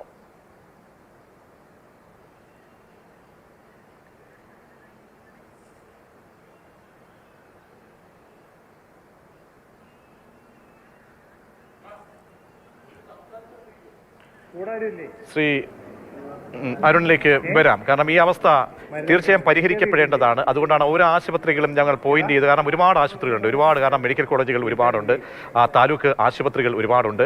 അവിടെയൊക്കെ ഉണ്ടായിട്ടുള്ള ദുരവസ്ഥകൾ ഓരോന്നായി, നമുക്ക് സമയക്കുറവുകൾ വളരെ പ്രധാനപ്പെട്ടതാണ്. പക്ഷേ പരിഹരിക്കപ്പെടേണ്ട കാര്യങ്ങൾ ഓരോ ദിവസവും നമ്മൾ ഈ അധികാരികളിലേക്ക് എത്തിക്കും. റെജി ലൂക്കോസ്, എന്തായാലും നമുക്ക് ഈ വിഷയത്തിലൊക്കെ ഒരു പരിഹാരം വേണം റെജി ലൂക്കോസ്. അപ്പോൾ ഒരു ഇമ്മീഡിയറ്റ്, ഒരു യുദ്ധകാല അടിസ്ഥാനത്തിൽ ഒരു സർജറി, മേജർ സർജറി, വെറും സർജറിയോ അല്ലെങ്കിൽ മരുന്ന് വെച്ച് ഒപ്പിയെടുക്കലോ അല്ല, ഒരു മേജർ സർജറിയാണ് ഈ മേഖലയ്ക്ക് വേണ്ടത്. അത് ഈ സർക്കാർ അംഗീകരിക്കുന്നുണ്ടോ? ഈ പ്രതിഷേധങ്ങളെ രാഷ്ട്രീയം മാറ്റിവെക്കൂ, ബാക്കിയെല്ലാം മാറ്റിവെക്കൂ. താങ്കൾ ഈ കോട്ടയം മെഡിക്കൽ കോളേജിലേക്ക് ഇന്ന് വരുന്ന പ്രതിഷേധ ജ്വാലകൾ, തലസ്ഥാനത്ത് വരുന്ന അതിനെയൊക്കെ മാറ്റിവെച്ചിട്ട് ഒന്ന് സ്വയം ചിന്തിക്കൂ. കാര്യങ്ങൾ പറയുന്നതിൽ കുറച്ചെങ്കിലും ന്യായമില്ലേ എന്ന് ചിന്തിക്കാൻ കഴിയുന്നുണ്ടോ ഈ സർക്കാരിന്? തീർച്ചയായിട്ടും പ്രതീക്ഷ, തെറ്റുകൾ ചൂണ്ടിക്കാണിക്കുക എന്നതാണ് മാധ്യമപ്രവർത്തകരുടെ ഡ്യൂട്ടി. അത് ഭംഗിയായിട്ട് നിർവഹിക്കുന്നുണ്ട്. പക്ഷെ അത് എക്സാജറേറ്റ് ചെയ്ത് ഒരു മെഡിക്കൽ സിസ്റ്റത്തെ മുഴുവൻ തകർച്ചയിലാണെന്നും പറഞ്ഞ് വക്രീകരിക്കുന്നതിന് മാത്രമേ ഞങ്ങൾക്ക് എതിർപ്പുള്ളൂ. നിങ്ങളുടെ ഞാനിപ്പോ 2 റിപ്പോർട്ട് ഞാൻ പറഞ്ഞില്ല, ഞാൻ അതിനെ അപ്രീഷിയേറ്റ് ചെയ്ത മാധ്യമപ്രവർത്തകരെ. അത് ഗുരുതരമായ കാര്യം തന്നെ, അത് സർക്കാർ പരിഗണിക്കും. ഒരു സംശയം വിചാരിക്കേണ്ട. ഈ മേഖലയെ 9 വർഷം കൊണ്ട് കൈപിടിച്ചു ഉയർത്തി ലോകത്തിന്റെ തന്നെ അഭിമാനമാക്കി മാറ്റാമെങ്കിൽ ഇത്തരം പ്രശ്നങ്ങളെ തിരിച്ചറിഞ്ഞാൽ തിരുത്താനുള്ള ശേഷി ഈ സർക്കാരിനുണ്ട്. നിങ്ങൾ സംശയിക്കേണ്ട കാര്യത്തിൽ. അതിന് ടാർഗറ്റ് ചെയ്തുകൊണ്ട് മാത്രം ചെയ്യുന്നതിന് മാത്രമേ ഞങ്ങൾ എതിർക്കുന്നുള്ളൂ, വേറെ ഒന്നും ചെയ്യുന്നില്ല. അല്ല, ഇപ്പൊ ഒരു കാര്യം പറഞ്ഞോട്ടെ, അല്ല, ടാർഗറ്റ് തന്നെയാണ് ശ്രീ റെജി ലൂക്കോസ്, ടാർഗറ്റ് തന്നെയാണ്. കാരണം എന്താണ്? ജനങ്ങൾ അനുഭവിക്കുന്ന ബുദ്ധിമുട്ടിന് പരിഹാരം ഉണ്ടാകണമെന്ന ടാർഗറ്റ്. അല്ല, ഞാൻ പറഞ്ഞല്ലോ, നിങ്ങൾ ടാർഗറ്റ് ചെയ്തോളൂ. നിങ്ങൾ എങ്ങനെ ടാർഗറ്റ് ചെയ്ത് നിങ്ങൾ ടാർഗറ്റ് ചെയ്യാൻ തുടങ്ങിയിട്ട് എത്രയോ വർഷങ്ങളായി. നിങ്ങൾ പറയാൻ മാധ്യമങ്ങള് കേരളത്തിലെ ജനങ്ങൾ അനുഭവിക്കുന്ന അവർക്ക് ജീവിതത്തോട് ബന്ധപ്പെട്ട് അനുഭവിക്കുന്ന കാര്യങ്ങള് എത്ര നുണ പറഞ്ഞാലും. മുൻ ആരോഗ്യ വകുപ്പിന്റെ ഡയറക്ടറുടെ ഇന്നത്തെ ഒരു പോസ്റ്റ് ഉണ്ടായിരുന്നു, FB പോസ്റ്റ് ഉണ്ടായിരുന്നു. അവരെന്താണ് പറഞ്ഞത്? ചേർത്ത് പിടിക്കുന്ന, ദുരന്തങ്ങൾ വന്നാൽ ചേർത്ത് പിടിക്കുന്ന ഒരു മന്ത്രി ഉണ്ടായിരുന്നു ഇവിടെ, ഒരു സംവിധാനം ഉണ്ടായിരുന്നു ഇവിടെ, സിസ്റ്റം ഉണ്ടായിരുന്നു. ഞങ്ങളൊക്കെ അതിനൊപ്പം പ്രവർത്തിച്ച കാലമോർത്ത് ഇങ്ങനെ അഭിമാനം കൊള്ളുകയാണ്. ലക്ഷ്യമിട്ടത് ആരെയാണെന്ന് അറിയാം. പറയുന്നത് ആരെയാണ്? പറയാതെ പറയുന്നതാണ്. അവർ പ്രവർത്തിച്ചത് KK ശൈലജയ്ക്കൊപ്പം, ശൈലജ ആരോഗ്യമന്ത്രിയായിരുന്ന സമയത്ത് ഒപ്പം പ്രവർത്തിച്ചവരാണ്. അപ്പോൾ അങ്ങനെ ഒരു കാലം ഓർമ്മിപ്പിക്കണമെങ്കിൽ അവർക്ക് പോലും ഈ ആരോഗ്യ പ്രവർത്തകർക്ക് പോലും അവമതിപ്പുണ്ട്. അപ്പോൾ ഈഗോ വെച്ചിട്ട് കാര്യമില്ല. അന്ന് നമുക്കിത് പറ്റിപ്പോയി, അല്ലെങ്കിൽ പറ്റിയ തെറ്റുകളൊക്കെ ഇങ്ങനെയൊക്കെ ഉണ്ട് എന്ന് സമ്മതിക്കാനുള്ള ഒരു ഇത് വേണ്ടേ, മാനസികാവസ്ഥ വേണ്ടേ ശ്രീ റെജി ലൂക്കോസ്? അല്ല, തെറ്റുകൾ ഉണ്ടെങ്കിൽ അത് തിരുത്താൻ ബാധ്യസ്ഥരായ ഒരു സർക്കാരാണ് നമ്മുടെ കേരളം ഭരിക്കുന്നത്. പ്രതീക്ഷ ആദ്യം മനസ്സിലാക്കുക. കേരളത്തിനെ സംബന്ധിച്ചോളം ഞാൻ പറഞ്ഞല്ലോ, കേരളത്തിലെ ചെയ്ത നല്ലതിനെല്ലാം മറന്നുകൊണ്ട് ചെറിയ ശരി, വളരെയധികം നന്ദി ശ്രീ റെജി ലൂക്കോസ്. ഒപ്പം അരുണിലേക്ക് ഒരിക്കൽ കൂടി പോയ ശേഷം നമുക്ക് മറ്റ് റിപ്പോർട്ടുകൾ ഇടവേളയ്ക്ക് ശേഷം അരുൺ കൂട്ടിച്ചേർക്കാം. ഞാൻ പറഞ്ഞു വന്നത്, നിങ്ങളൊക്കെ ഈ വിഷയം ഞങ്ങൾക്കിത് ഉയർത്തി കാണിക്കുക എന്നുള്ളതാണ്. ഇവിടുത്തെ പ്രധാന പ്രശ്നങ്ങൾ നമ്മുടെ പരിമിതമായ സംവിധാനം വെച്ച് നമുക്ക് അകത്തേക്ക് കയറി ക്യാമറ പിടിക്കാൻ കഴിയില്ല. അപ്പോൾ അത് ഞങ്ങളത് പ്രേക്ഷകരെ അറിയിക്കുക, അധികാരികളെ അറിയിക്കുക എന്നുള്ളതാണ്. അപ്പോൾ അധികാരികൾ ചെയ്തില്ലെങ്കിൽ എന്താണ്? ഒരു ഉത്തരവാദിത്തമുള്ള പ്രതിപക്ഷം ഇക്കാര്യങ്ങൾ ചൂണ്ടിക്കാട്ടണം. അങ്ങനെ നിങ്ങൾ പാരിപ്പള്ളി മെഡിക്കൽ കോളേജിലെ ഈ ദുരവസ്ഥ ചൂണ്ടിക്കാട്ടിയിട്ടുണ്ടോ? 100%. പാരിപ്പള്ളി മെഡിക്കൽ കോളേജിലെ ദുരവസ്ഥയുമായി ബന്ധപ്പെട്ട് നിരവധി തവണ പല പ്രക്ഷോഭങ്ങളും അവിടെ നടന്നതാണ്. ആ പ്രക്ഷോഭങ്ങൾക്കൊന്നും ഒരു മറുപടി ഇല്ലാത്ത, ഒരു തീരുമാനമില്ലാത്ത അവസ്ഥയാണ് പാരിപ്പള്ളി മെഡിക്കൽ കോളേജിലെ അധികാരികളുടെ ഭാഗത്തു നിന്നുള്ളത്. ഇപ്പം നേരത്തെ ഇവിടെ സൂചിപ്പിച്ചതുപോലെ എന്തെല്ലാം സംഭവങ്ങൾ കേരളത്തിൽ നടക്കുന്നു. അപ്പോഴെല്ലാം വന്ന് ഇവരെ സംരക്ഷണ വലയം തീർക്കുന്ന, നേരത്തെ റെജി ലൂക്കോസിനെ പോലുള്ള സംരക്ഷണ വലയം തീർക്കാൻ AKG സെന്ററിലെ ക്യാപ്സൂളുമായിട്ട് വരുന്ന കുറേ പേരുള്ളത് കൊണ്ട് ഈ ഭരണകർത്താക്കൾക്ക് ഒന്നും പേടിക്കേണ്ടാത്ത അവസ്ഥയാണ്. ഈ കൊല്ലം ജില്ലയിലെ ആരോഗ്യ മേഖലയ്ക്ക് എന്താണ് പണി? കേരളത്തിലെ ആരോഗ്യ മേഖലയ്ക്ക് എന്താണ് പണി? ഞാൻ നേരത്തെ ഇവിടെ സൂചിപ്പിച്ചു, ആ PR വർക്കിന്റെ 1% പൈസ ഈ പാവങ്ങളുടെ വീൽ ചെയറിന് വേണ്ടിയോ അവിടുത്തെ അടിസ്ഥാന സൗകര്യങ്ങൾക്ക് വേണ്ടിയോ ചെലവഴിച്ചാൽ അവിടുത്തെ സങ്കടങ്ങൾക്ക് പരിഹാരമാകും. പക്ഷെ അതിനൊക്കെ എന്ന് ജനങ്ങളെ അതെ, ആ പൊതിച്ചോറുമായിട്ട് ഞാൻ കേട്ടു. അതിന് മറുപടി ഞാൻ പറഞ്ഞിരുന്നു, ഫോൺ കട്ടായി പോയി. ആ പൊതിച്ചോറുമായി ഇന്ന് കണ്ണുനീരിന്റെ നനവ് പറ്റാതെ നിൽക്കുന്ന, ആ ചിത എരിഞ്ഞ് തീരാത്ത വീട്ടിൽ ആ ബിന്ദുവിന്റെ മകൻ ആ പൊതിച്ചോറ് കൊണ്ടുകൊടുത്ത ബിന്ദുവിന്റെ ജീവന് പകരം കിട്ടുമോ? കേരളത്തിലെ പൊതിച്ചോറ് കൊണ്ടുവന്നിട്ട് ആ സങ്കടപ്പെടുന്ന ആ ബിന്ദുവിന്റെ ഭർത്താവിന് കൊടുത്ത അവരുടെ ജീവന്, ആ സങ്കടത്തിന് പരിഹാരമാകുമോ? എല്ലാത്തിനും മറുപടി, ഏത് കാര്യം പറഞ്ഞാലും ഞങ്ങൾ DYFI പൊതിച്ചോറ് കൊടുക്കുന്നു, അതാണ് മറുപടി. വിറങ്ങലിച്ച് നിൽക്കുകയാണ് കേരളം. കേരളത്തിലെ സർക്കാർ മെഡിക്കൽ കോളേജിലോ സർക്കാർ ആശുപത്രിയിലോ ഒരു രോഗി ചെന്നാൽ ആ രോഗിയെ വേറെ ഏതെങ്കിലും ആശുപത്രിയിൽ അവിടെ നിന്നും പിടിക്കുന്ന രോഗവുമായി അഡ്മിറ്റ് ചെയ്യേണ്ട അവസ്ഥയിലേക്ക് വരുന്നു. അതാണ് കേരളം. ആരോഗ്യ മേഖലയിൽ ഒന്നാമതായ കേരളം. കേരളത്തിലെ മുഖ്യമന്ത്രിക്ക് ആരോഗ്യ മേഖലയിൽ ഒന്നാമതാണ് എങ്കിൽ എന്തിനാണ് അദ്ദേഹം വിദേശ ചികിത്സയ്ക്ക് പോകുന്നത്? എന്തിനാണ് അദ്ദേഹം 10 ദിവസം ഇടപെടേണ്ടി വരുന്നത്? വളരെ നന്ദി ഡോക്ടർ SS ലാൽ, അരുൺ, റെജി ലൂക്കോസ്. വീണ്ടും ഓർമ്മിപ്പിക്കുന്നേ ഒന്നേ ഉള്ളൂ, നമ്മൾ തന്നെ നമ്മുടെ സുരക്ഷ കരുതി പിടിക്കുക, കയ്യിൽ പിടിക്കുക. കാരണം നമ്മൾ വിശ്വസിക്കുന്ന നമ്മുടെ സിസ്റ്റം നമ്മോട് പൊരുത്തപ്പെടുകയും നമ്മോട് സന്മനസ് കാട്ടുകയില്ല. അപ്പോൾ ഓരോ ആശുപത്രിയിലേക്ക് പോകുന്ന ലക്ഷോപലക്ഷം വരുന്ന നമ്മുടെ പ്രിയപ്പെട്ട സാധാരണക്കാരനായിട്ടുള്ള ജനങ്ങൾ, നിങ്ങൾ തന്നെ സുരക്ഷ ഒരുക്കുക. എന്തെങ്കിലും പാളിച്ചകൾ ഉണ്ട് എന്ന് തോന്നുമ്പോൾ അപകടാവസ്ഥയിൽ നിന്നൊക്കെ ഒഴിഞ്ഞു മാറി നിൽക്കാൻ ശ്രമിക്കുക. അല്ലാതെ മുഖ്യമന്ത്രി അമേരിക്കയിലേക്ക് വിദഗ്ധ ചികിത്സയ്ക്ക് അദ്ദേഹത്തിന്റെ ഉത്തരവാദിത്തമാണ്, അദ്ദേഹത്തിന്റെ അവകാശമാണ്. പോകുന്നത് പോലെയോ അല്ലെങ്കിൽ നേരത്തെ ചർച്ചയിൽ പങ്കെടുത്ത ഡോക്ടർ SS ലാലൊക്കെ ഇപ്പോൾ SUT-യിൽ കഴിയുന്നത് പോലെയോ നമ്മളെ സംബന്ധിച്ചോളം, സാധാരണ ദൈനംദിന വരുമാനക്കാരായ ആളുകളെ സംബന്ധിച്ചോളം കഴിയും.